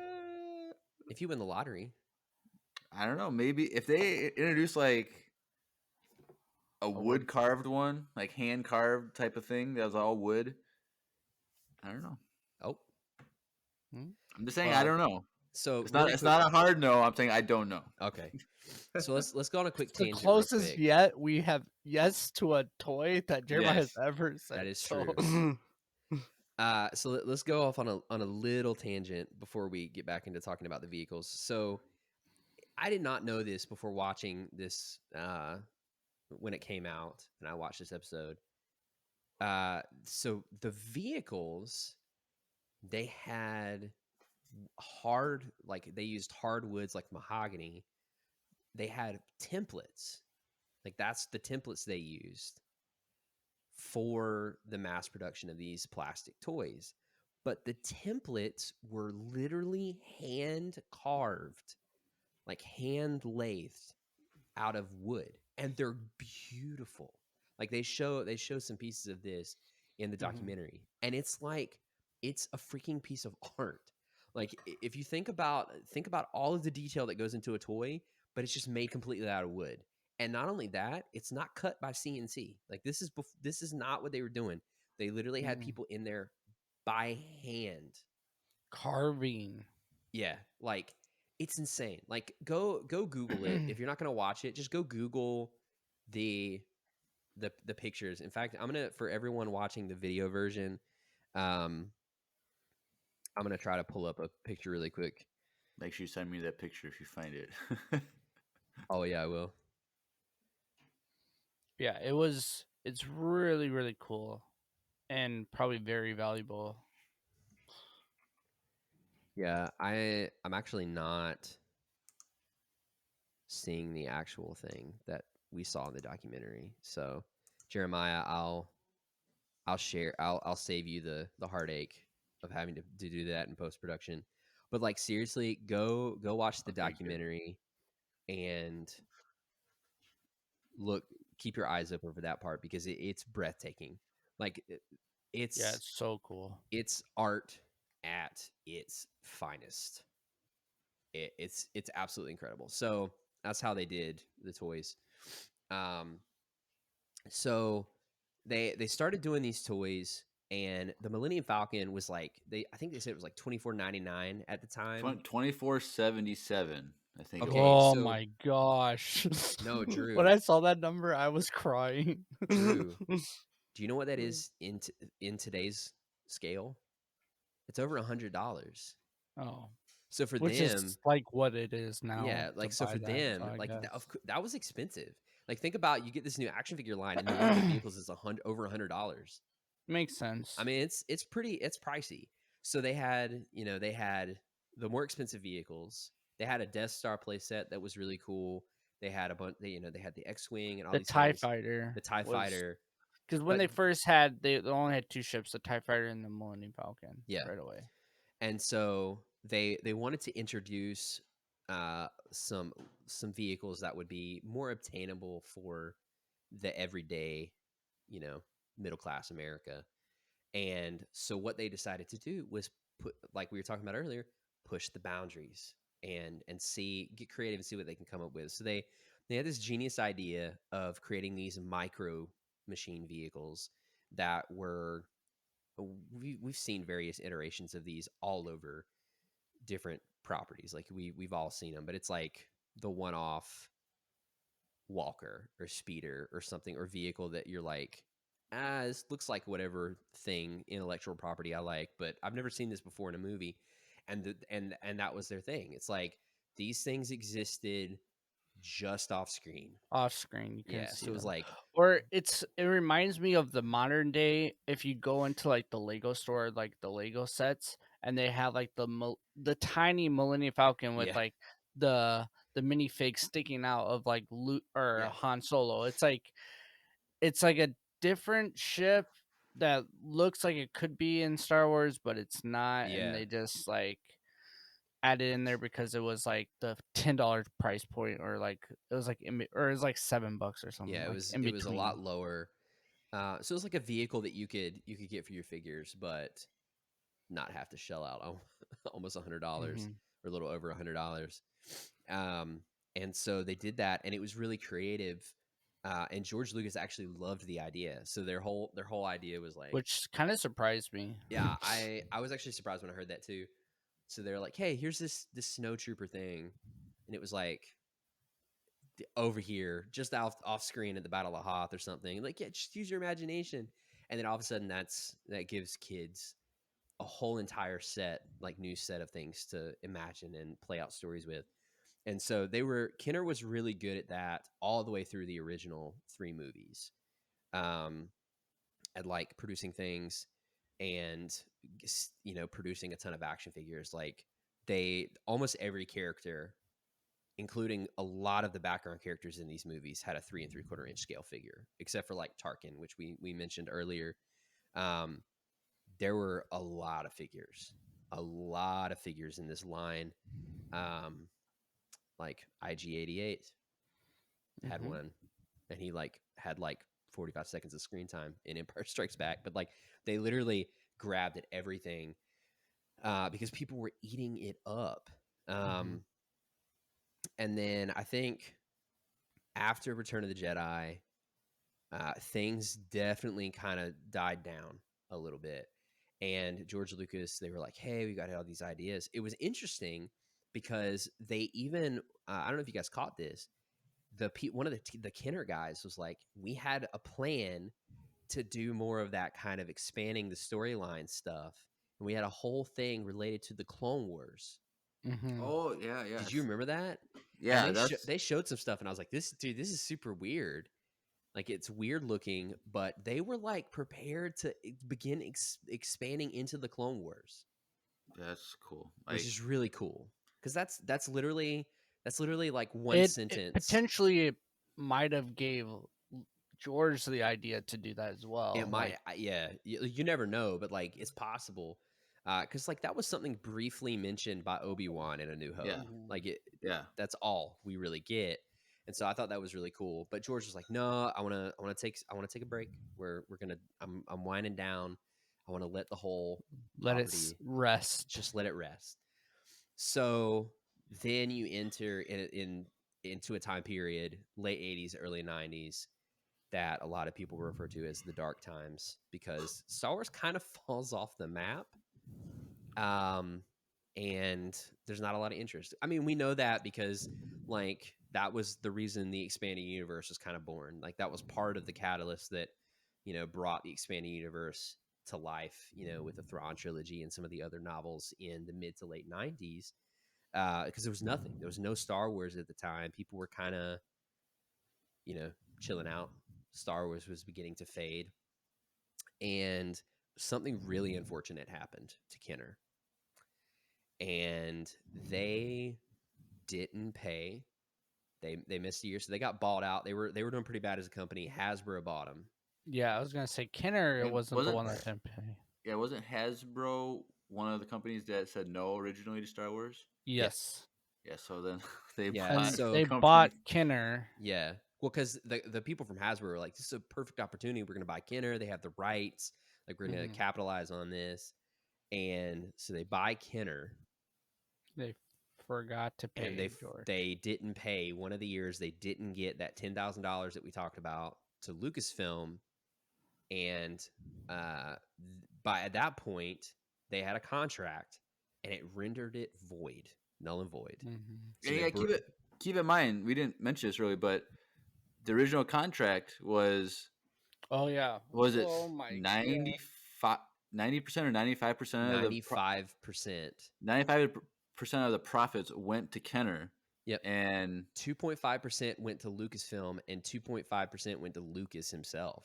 Yeah. Yes. So that was a really good deal on Kenner's thing. Sucked for George. Oh my God. Sucked for George so bad because of how much they sold. Yeah, because at the beginning of this documentary, they say that this was through episode 8. Like this documentary was Rise of Skywalker hadn't come out yet, right? Or Solo. So this was kind of between episode 8 and Solo when this came out, and it said to that point $7 billion in ticket sales for all the movies, but it's $14 billion in toy sales. It was double that in toy sales. Yeah. So when you're only getting that's all I'm saying. Oof. I'm still saying 2.5% of billions of dollars is still a lot, to be fair, this agreement, Kenner was still getting 95% of it. Yeah. I mean, to be fair, this agreement was only through, which we'll talk about in a second, the prequels. But still, they sold millions of dollars, but throughout the run of the original trilogy, and George Lucas missed out on a lot of money. So they missed the payment, and all of a sudden, George, who never liked the deal anyways. And to be fair, the reason you might ask he had to take that deal because you might ask yourself, no one wanted them. Yeah, you might ask yourself, George, why'd you do that? Why would you take a deal? Well, it's because literally no other toy company would do it. Yeah, like they were the only toy company, and he wasn't in a spot, especially because of how long it took them to actually write everything down into the contract. He wasn't in a spot to negotiate because the deal was set up pre-Star Wars blowing up. And then it stayed the same because they hadn't put it into contract, and the negotiations were short. It's pretty cool. Anyways, so he was locked into this deal basically, and then when they failed to make the payment, all of a sudden he's like, "Wait a second, I can see other people. I can go find another toy company that is willing to do this." And it just so happens that shortly after the contract goes null and he starts trying to find a new toy company. He announces that he's doing the prequels. So Kenner and Hasbro, they're just like, are you freaking kidding me? Like, Yeah. we lose for whatever reason. They still don't know. They were like, they don't know why it was never paid. Or at least they don't tell us in this documentary. And I've never learned why. But they're like, are you kidding me? Don't pay this. And then George's like, hey, here's 3 more movies. It's like the worst scenario to find yourself in as the toy company who just did toys exclusively for the first 3 movies. And so all of a sudden, George has the upper hand, and he's like, "Oh, you wanna work with us again? Is that really? Huh? You want to work with us again? Well, here's how we're gonna do things differently this time." He had a lot more power to not manipulate. Well, I mean, really manipulate, but to negotiate things, to force their hand.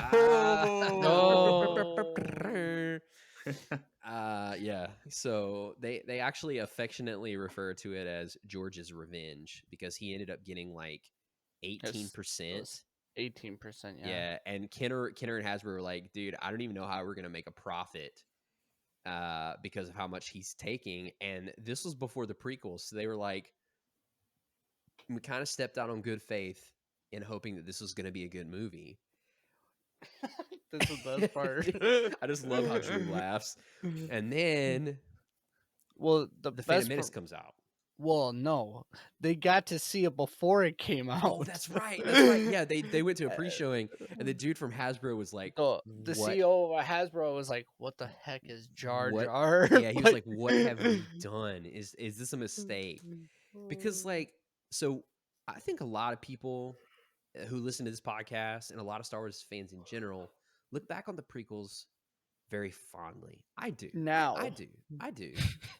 Well, you know? it's people have learned to love them. Yeah, but at the time, especially for those of you who remember this, because I saw episode 1 in theaters, but I was like 5 years old, so I didn't understand I wasn't a part of the fandom then, outside of me being just a fan myself, you know.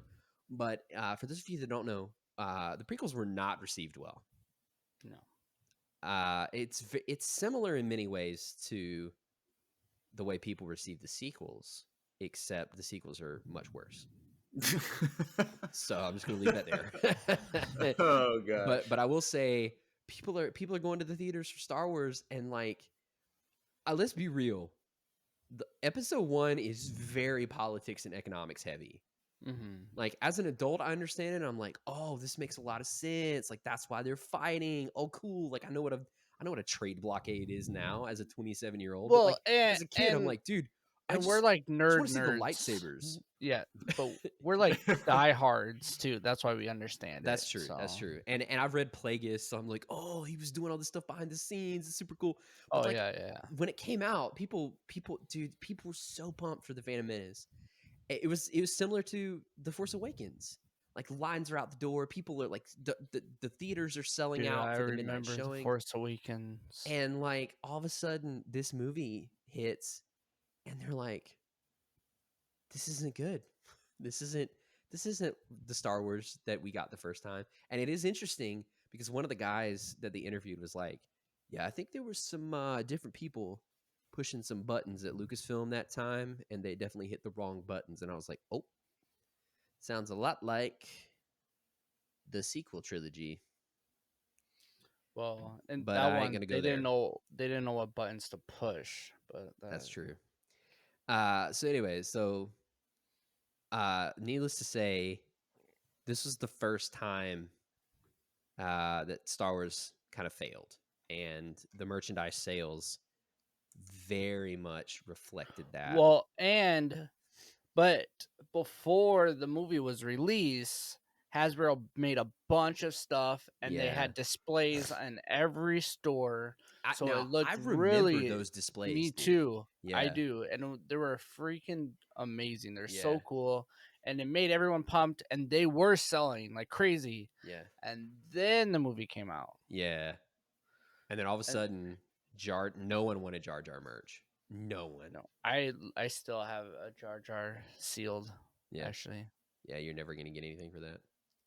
nope. Gotta But it's get still cool. signed by what's his face, and then Yeah. maybe Then get I'll get $5. like $5. Yeah. But Now, it's still to be cool. fair, Ahmed Best is an awesome guy, and True. he didn't deserve any of the hate that he got for playing Jar Jar. Or and- Rose or never got Rose. any. Yeah, hate. all that stuff. We've been down that road before. It's True. so stupid, and I hate it. But so all of a sudden, this is where they talked about the bins, and we all know we've all been in a Toys R Us or in like the Target doesn't have them, but like they have. They have been It's- to like Best Buy for like $5 Blu-rays or DVDs. yeah. Or it's or the same Target thing. has those like $5. Or Walmart's have all those Yeah, DVDs for $1. And yeah. But like at Target, you just go and it's like a bunch of Jen Ursos and like Cassian Andor, and then some random like side characters from the sequel Quill. movies. Quills are Oh, yeah. everywhere at Target. Yeah. So like it's essentially the same thing. So toys started piling up from the Phantom Menace in those, and they realized that they weren't indestructible as they thought. And the other thing that they mentioned was that they weren't the only licensee. So Lego also had a license, which is where we all have like our childhood started, like with Lego, like Lego Star Wars. Like the Phantom Menace really was the first main like Lego Star Wars push, that obviously turned into the games and all the hundreds and hundreds of Lego sets that we have today. Now they've got the collector series and all that stuff, but Which, if you guys haven't seen this yet, there's also the Toys That Made Us Lego one, yeah, which it's is really I good. actually watched it today, and it's really amazing. So go check that out too. Yeah. And Netflix, if you want to throw us some money for a sponsor, like talking about Ayy. you, hit us up. But Yeah, if Yeah. Netflix gave us some money, I would probably buy a lot of coffee from Wesley Andrews. but where Yeah. would you get it? Oh, boy, do I have something for you, Drew. I thought you'd never ask. Not only is Good thing I Wesley did. Andrews a sponsor of today's episode, but I have something already prepared that answers all of your questions and more. So let's just take a quick break and listen to a word about Wesley Andrews. Hey everyone, Andrew here. I'm pleased to tell you that the sponsor of today's episode is Wesley Andrews Coffee and Tea. If you don't know anything about Wesley Andrews, you definitely should. They're an award-winning coffee roaster and shop in Minneapolis, Minnesota, and they make fantastic coffee. The awesome thing is that whether you live in the Twin Cities or not, you can get their coffee beans delivered straight to your door by ordering them online. They even have a subscription service that ensures you never run out of amazing coffee. If you've been looking for some new coffee to try or a way to elevate your normal coffee routine, now's your chance. Head over to wesleyandrews.cc, use the code Empire Radio, that's with a capital E and a capital R with no space at checkout, to get 15% off your first purchase of any bags of coffee or a coffee subscription. I can't think of a better deal. Get 15% off some great coffee, support a small business, and support your favorite Star Wars podcast. In the words of Emperor Palpatine, do it.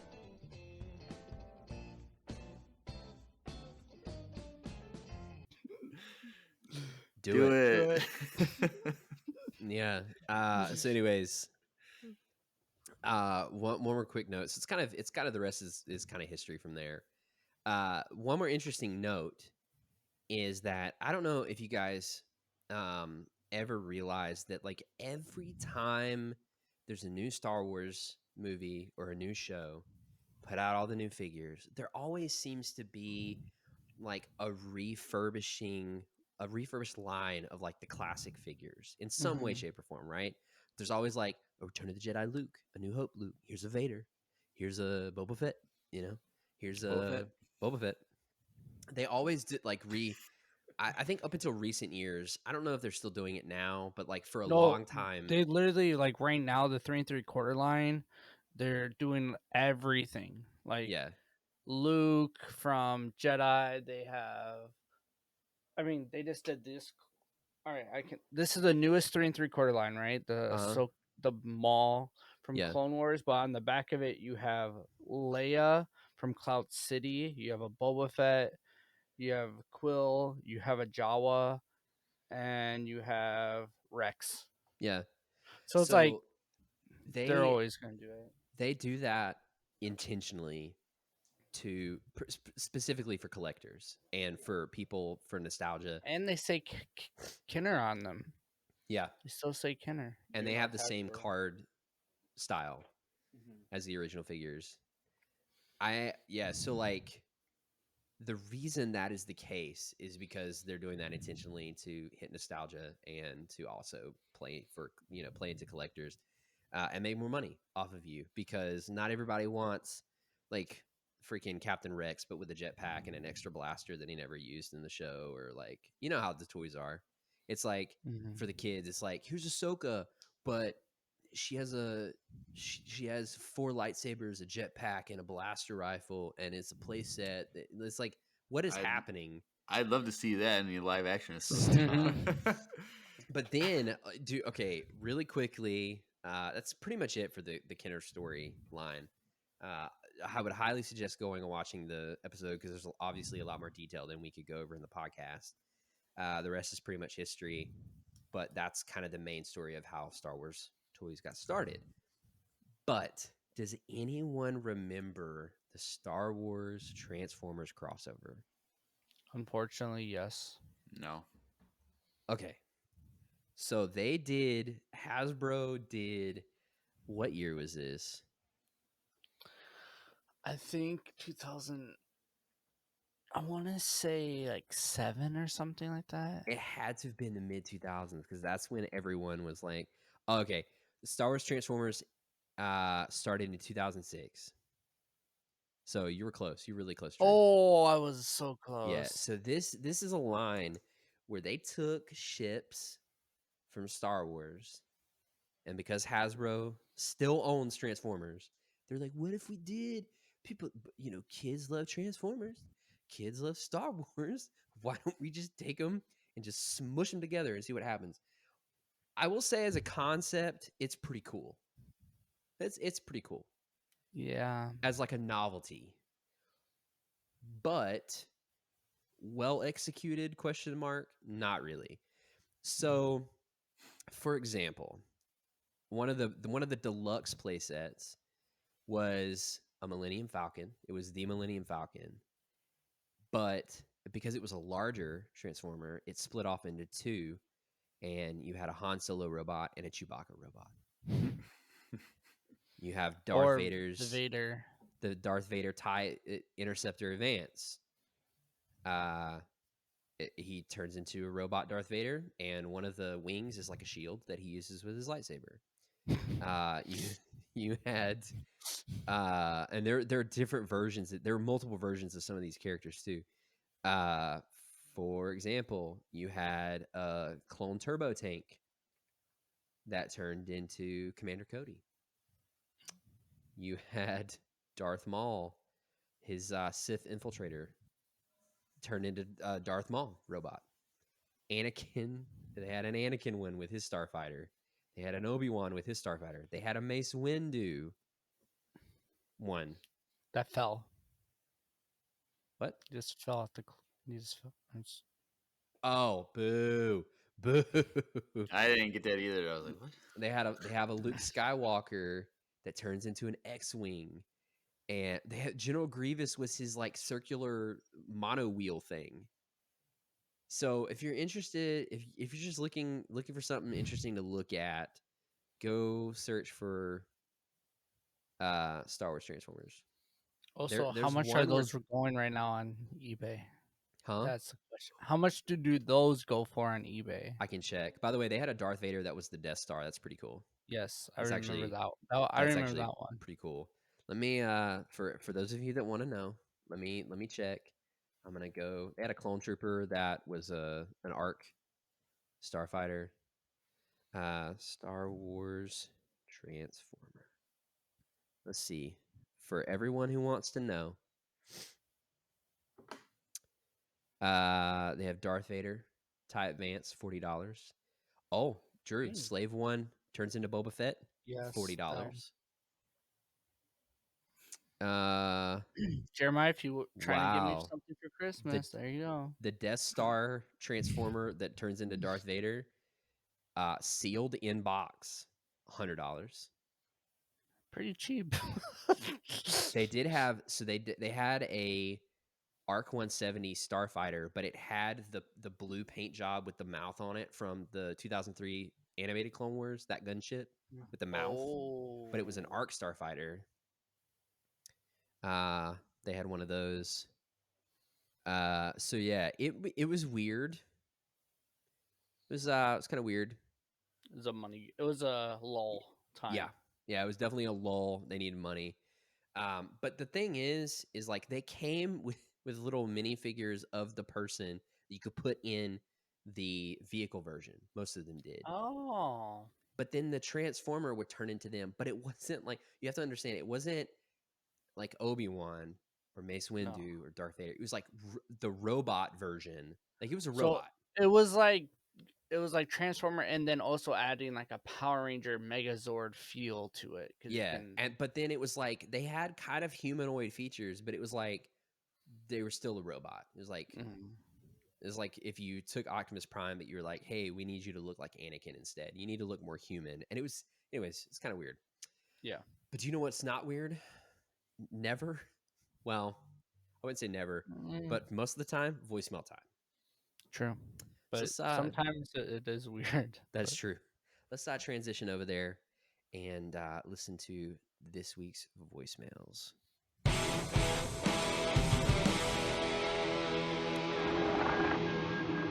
It's voicemail time. Yes, every time. I love it. All right, so we have 4 voicemails, 2 of which were from last week. I apologize, we didn't get those. I was dead to the world basically, and they came in, and I was like, it's not happening. But this week we're back. So let's start with the first one that actually came in last week and would have made more sense in context last week. But let's take a listen to Mando poetry. Oh. And now, Mando poetry. The Empire is gone, nothing left to fear. But a monster like that doesn't just disappear. You can trust in your blaster, your knife in your gear. You can feel a strange itch when a stormtrooper's near. They may bend down and scum, their white armor gone gray. But if you turn your back now, they might end you today.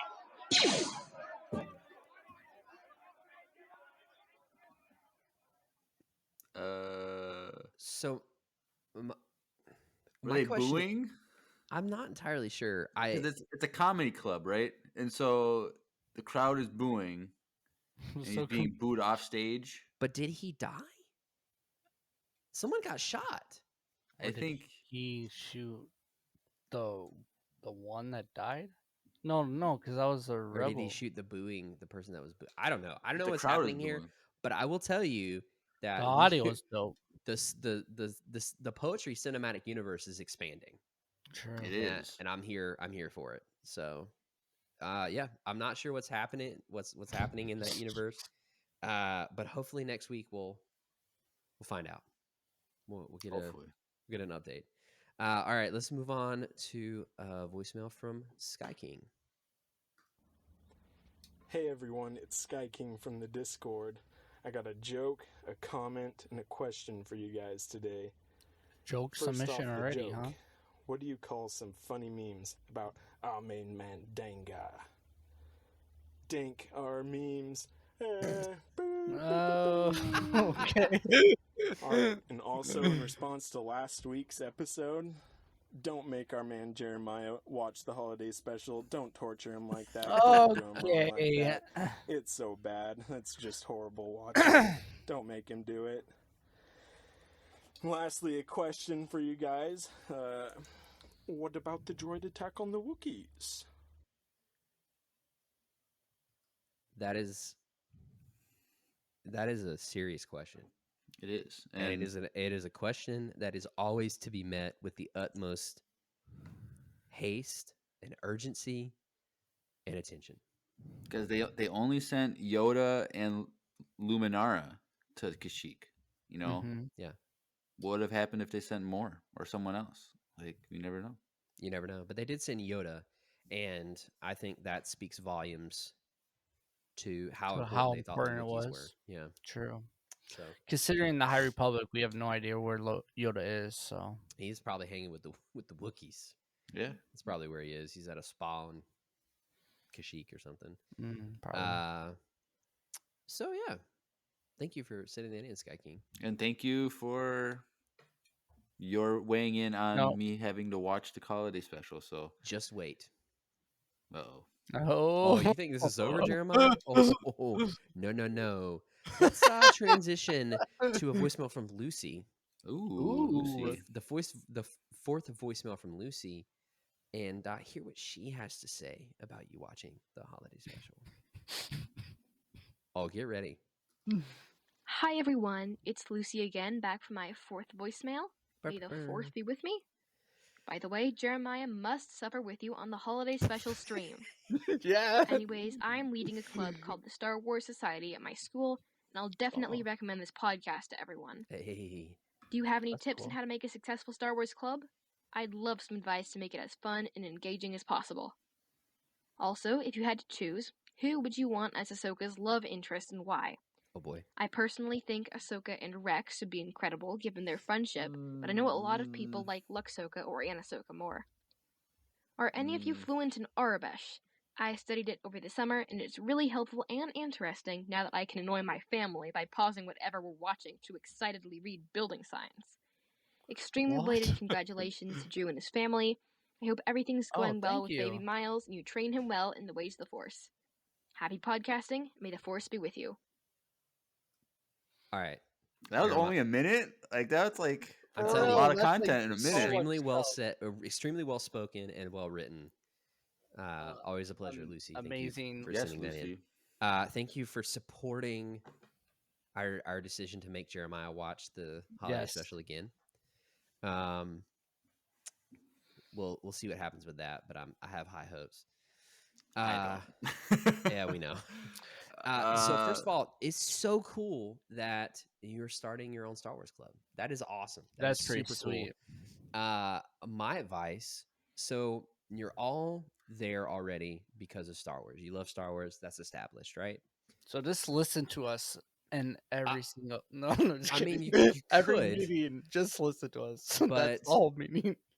the thing that I would suggest is find activities that you can do together, especially outside of school if you can swing it, where you can actually bond with these people and hang out, that's centered around Star Wars, but that gets everyone involved. So like watching movies, sure, that's fun, but like do stuff that strikes up conversation, or like, you have like a trivia night, or you do crafts where you find like, I don't know, you do Wookiee cookies or something, or like follow one of Jeremiah's baking videos on Coruscant Cafe, where you like Boy, make toy something, hunting together. or go toy hunting. Yeah. So like I would say try to find things that bring your members of your club together in meaningful ways and build relationships. Because I think at the heart of it, the thing that makes Star Wars so special is not, it is the all that it inspires in people and the cinematic universe, but it is also equally as importantly the community, Correct. and people coming together and talking about it, sharing their love. I mean, like literally that's the reason why this podcast works, is because we're three guys who like, we have great chemistry, but also we love Star Wars and we love talking about Star Wars. And then we're literally supported by fans who also enjoy the community, so find ways to get to know these people. Obviously there's only so much you can do during a school day, but like, I don't know, one weekend, like do a trivia night and, have people bring snacks or something and like eat junk food and talk about Star Wars trivia, or, I don't know, do fun stuff, crafts, lightsaber drills in the park at night when you can see your lightsaber blades.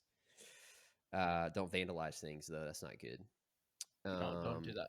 Yeah, don't like hit things. Well, with lightsabers. one idea that I have that I don't think we understand like the depth of how important it was for us. But when you have your meetings, you have to have a large orange bowl full of Halloween candy because it was just Halloween, so some Gosh. bunch of you still have a bunch of candy. So when we first started Empire Radio, we had a giant orange bowl of candy that was months and months old that Drew had in his house, and we just was snacking on it for like the first like 4 weeks. Like, literally, And- like, because we started Empire Radio in January, Yeah, and it was left over from the Halloween before that, Mm. and that bowl of candy sustained us for a long time during our recordings when we were in person. yes, and make sure you don't eat the purple Jawbreakers. jawbreaker. What were gobstoppers? Is that- Gobstoppers is nasty. Don't, because then you're like, it doesn't break right away. You can't break it, so you have to like let it sit in your mouth and dissolve. But you're like trying to talk Suck to the on it, microphone. yeah. It's it's literally sucks. And then like people like Andrew get a leg cramp. And Yeah, gosh. the and leg then cramp with the he's same dying. He's like can't scream, and we're laughing, and we're It trying not to was- laugh. Oh, it was, It was- so bad. I was in so much pain. I I still had to- will never forget that. Yeah. So like I think the thing is like obviously we're talking about memories. We're talking about these great memories. Mm-hmm. Make memories. Do what you can to make memories with your club members. I'd say like that's the most important thing. Correct. And Yeah. connect with them. Ahsoka's love interest. Mm. I've never once thought about it. And Never. her and Rex is kind of gross. That's like no, I was gonna say like- her and Jeremiah. no, And Jeremiah's like, no. no. Uh, She's too good for me anyway. what about so- her and Wow. Din Djarin? No, No. no. No, I they don't- don't have enough history. She doesn't need a love interest. You don't need a romance in your life. It's okay to be single. True, but that's not the That's question. not okay the to be question. single I mean, your like, I entire life. agree with you Jeremiah, 100%. yes, we all agree that Ahsoka is amazing because she doesn't have a love interest because that's not what She's her strong. She's character is. independent. She doesn't need a man. Yes. Yeah, Yeah, she doesn't even I'm need gonna the say Force. just leave her as she is. She doesn't need a love interest. Okay, but in retrospect, I don't know. It's hard. That's a hard question. Well, what happened to what's his face from Clone Wars? Did he die or is he Talking still about alive? looks. Lux Van Eh. Terry. I don't know. I like that was cute and all, but I feel like she needs someone with more backstory. Like they need more of a connection. But here's the thing: can't be Anakin. That's really weird. No. Like Also, I'm not People gonna think that. Is that a thing? look. I'm not gonna throw shade on you out there, dear Okay. listener, and you ship the two of them. But I'll tell you one thing: that's weird to me. It's really weird. One, because of the age difference, and two, because they literally had like a brother-sister relationship. So I'm not going there. Apparently, Lex joined the Empire and died soon after. Oof. Oh, So there's that. R.I.P. I guess. Yeah. But yeah, no, Anakin. Trying to it's think of kinda characters creepy. that were her age. Like Boba is kind of the same age, like a little bit younger, but that's Lando and no. David showed up randomly, you guys, in the chat Stop. and said Get out. Lando and Ahsoka would make a really interesting pair. Yeah, interesting is the word. But Dude, yeah, Utah says they were like 6 years apart. That's not bad, I guess. But when you've helped raise a person, I don't know. It just changes things for me. I would say, you know what? I would say Lux. Lux is joined the Empire. We just talked about that. Yeah, but like, well, okay, well then who? I'm going with Rex. Screw it. Let's just go with it. I'm sticking with single for life. That's Ahsoka. I think Rex wouldn't be Echo. Let's go with Echo. You know? No, One- no. We're not, of all the no, he hasn't done enough. Oh. he would open doors for her though. He'd be Ooh. very chivalrous. Oh. Hold on. Oh, David said Oh. Ahsoka and Barriss. I kind of thought that, but also, She betrayed her. Like, yeah, that's a big no. That's a red flag in a relationship. If you frame someone for murder, yes, that's not good foundation for a relationship. But I will say Ahsoka and Ezra. Ooh. No, don't stop. No, Isn't because Ezra and no, that's still like 15 years apart though. Yeah, but once Ezra becomes an adult, it doesn't matter. True. It just doesn't matter once My you're older, godparents it's back home are 20 years apart. Back home, aren't you home? Well, that's true. Back in my hometown, they're my parents' Oh, neighbors. 20 years okay. apart, happily married, great marriage. They've made it work. Growing up, my It's- friends were parents were 10 years apart. I can't. Don't. That's- David's like Ezra's too young, bro. No. Well, okay. What about Lando and no? I am not about big age differences. I can't get behind it. Din Djarin and Ahsoka. No. David also said Ahsoka and Thrawn. Maybe. That'd be No. interesting. Maybe no.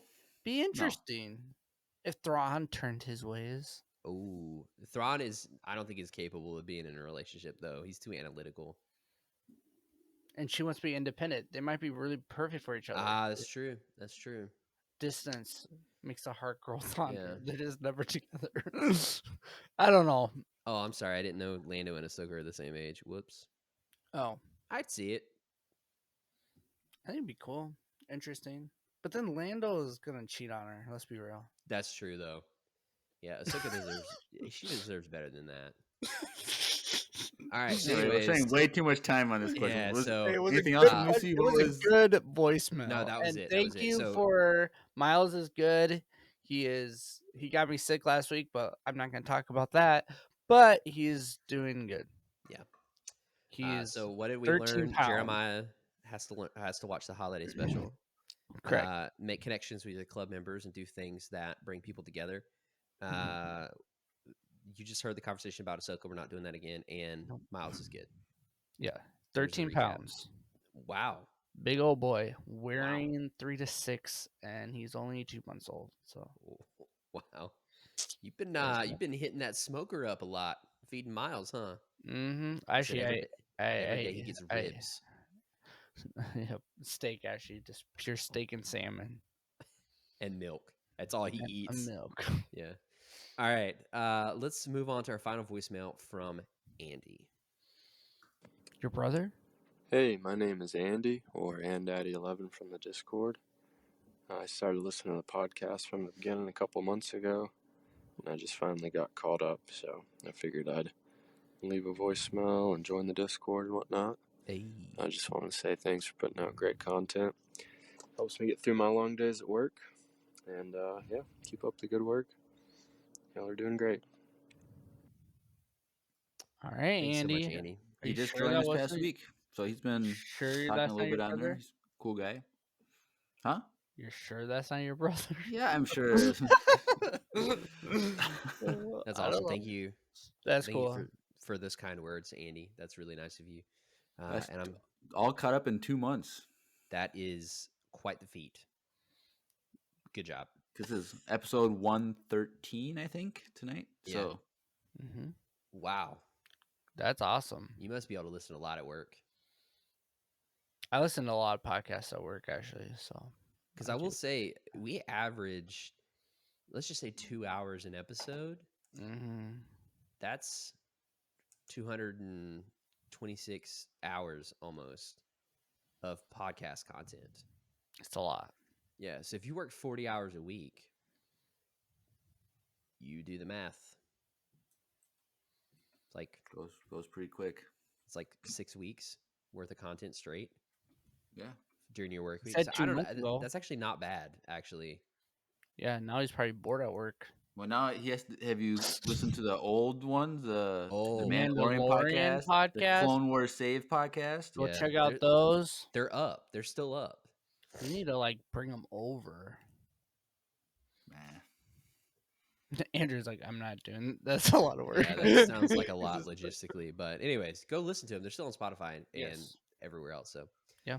Thank you so much, Andy. And with that, we're gonna just transition on into voicemail or not voicemail. I was like, social, whoa, boy. social Voicemail media time. time. Jeremiah's over there about to fall asleep because Yep. of his He's on painful all the tooth. drugs. Yeah, he's taking some painkillers. So we've mentioned a few things throughout this episode. We mentioned Discord, we mentioned voicemails, we've mentioned our YouTube. All of that information is at a link. There's a landing page link. If you want to type this in, here it is: www.links with 2 I's. So links.co/Empire Radio Podcast. So links.co/Empire Radio Podcast. Go to that. Give it a look. It's got information for all of our social media accounts. It's got a link for you to leave a voicemail, which is also in the description of the audio only episodes. It's got a link for all of our other social media accounts. You can go to the YouTube, you can subscribe, hit the bell icon to make sure you're notified every time the video versions of these podcasts comes out, because now our lovely video editor Jeremiah is producing episodes the following day for our YouTube channel. So if you want to watch it again, listen to it again, but with video, that's how you do it. So that is links.co/Empire Radio Podcast. And that link is also in our Instagram bio. It's in the description of every episode, the audio versions of every episode, and it is in the bio on our Twitch channel, twitch.tv/Empire Radio. That's where we stream all of these episodes live while we record them. So every time you hear us talk about the chat or we mention someone by their username, that's what we're mentioning. So come join the conversation, join the community. Yeah. All right, boys. And, don't forget joke to win some socks. Yep. So send the voicemail with the joke and an email, empireradiofans@gmail by 11:59. Here's the socks again. You don't want to miss the socks. Next Monday, the 15th. 11:59 p.m. EST. And if you win this and you want Jeremiah to wear them before you get them, just let him know. He'll put them on. He'll sign them for you too. Ooh, we could sign. He won't wash them. He'll work in them all day. Ooh. And then he'll send them to you. I could. It's the authentic experience. We never mentioned why socks about the toy thing. We kind of talked about it, but we never actually mentioned that when they're making the Jawa originally, they didn't have the clothes. Oh boy! So originally, real quick, they're making They're making these template figures to like show George what they're gonna put out, right? Yeah. And they had a Jawa, and they didn't have the right cloak for him. So cloth material. Cloth. Yeah. So the guy at the time decided to cut his sock that he was wearing at the time on their way to present it and put it around him and makeshift it because it was a brown sock. Yeah. And so that was our link to socks, and we never got to that link. But that's the story. Also, go watch the whole thing yourself. Yeah. It's really good. All right. Anything else, boys? Nope. All right. Well, on that note, you have been listening to another Wizard episode of the Empire Radio Podcast. I'm Andrew. I'm Jeremiah. I'm Drew. And may the Force be with you. Always.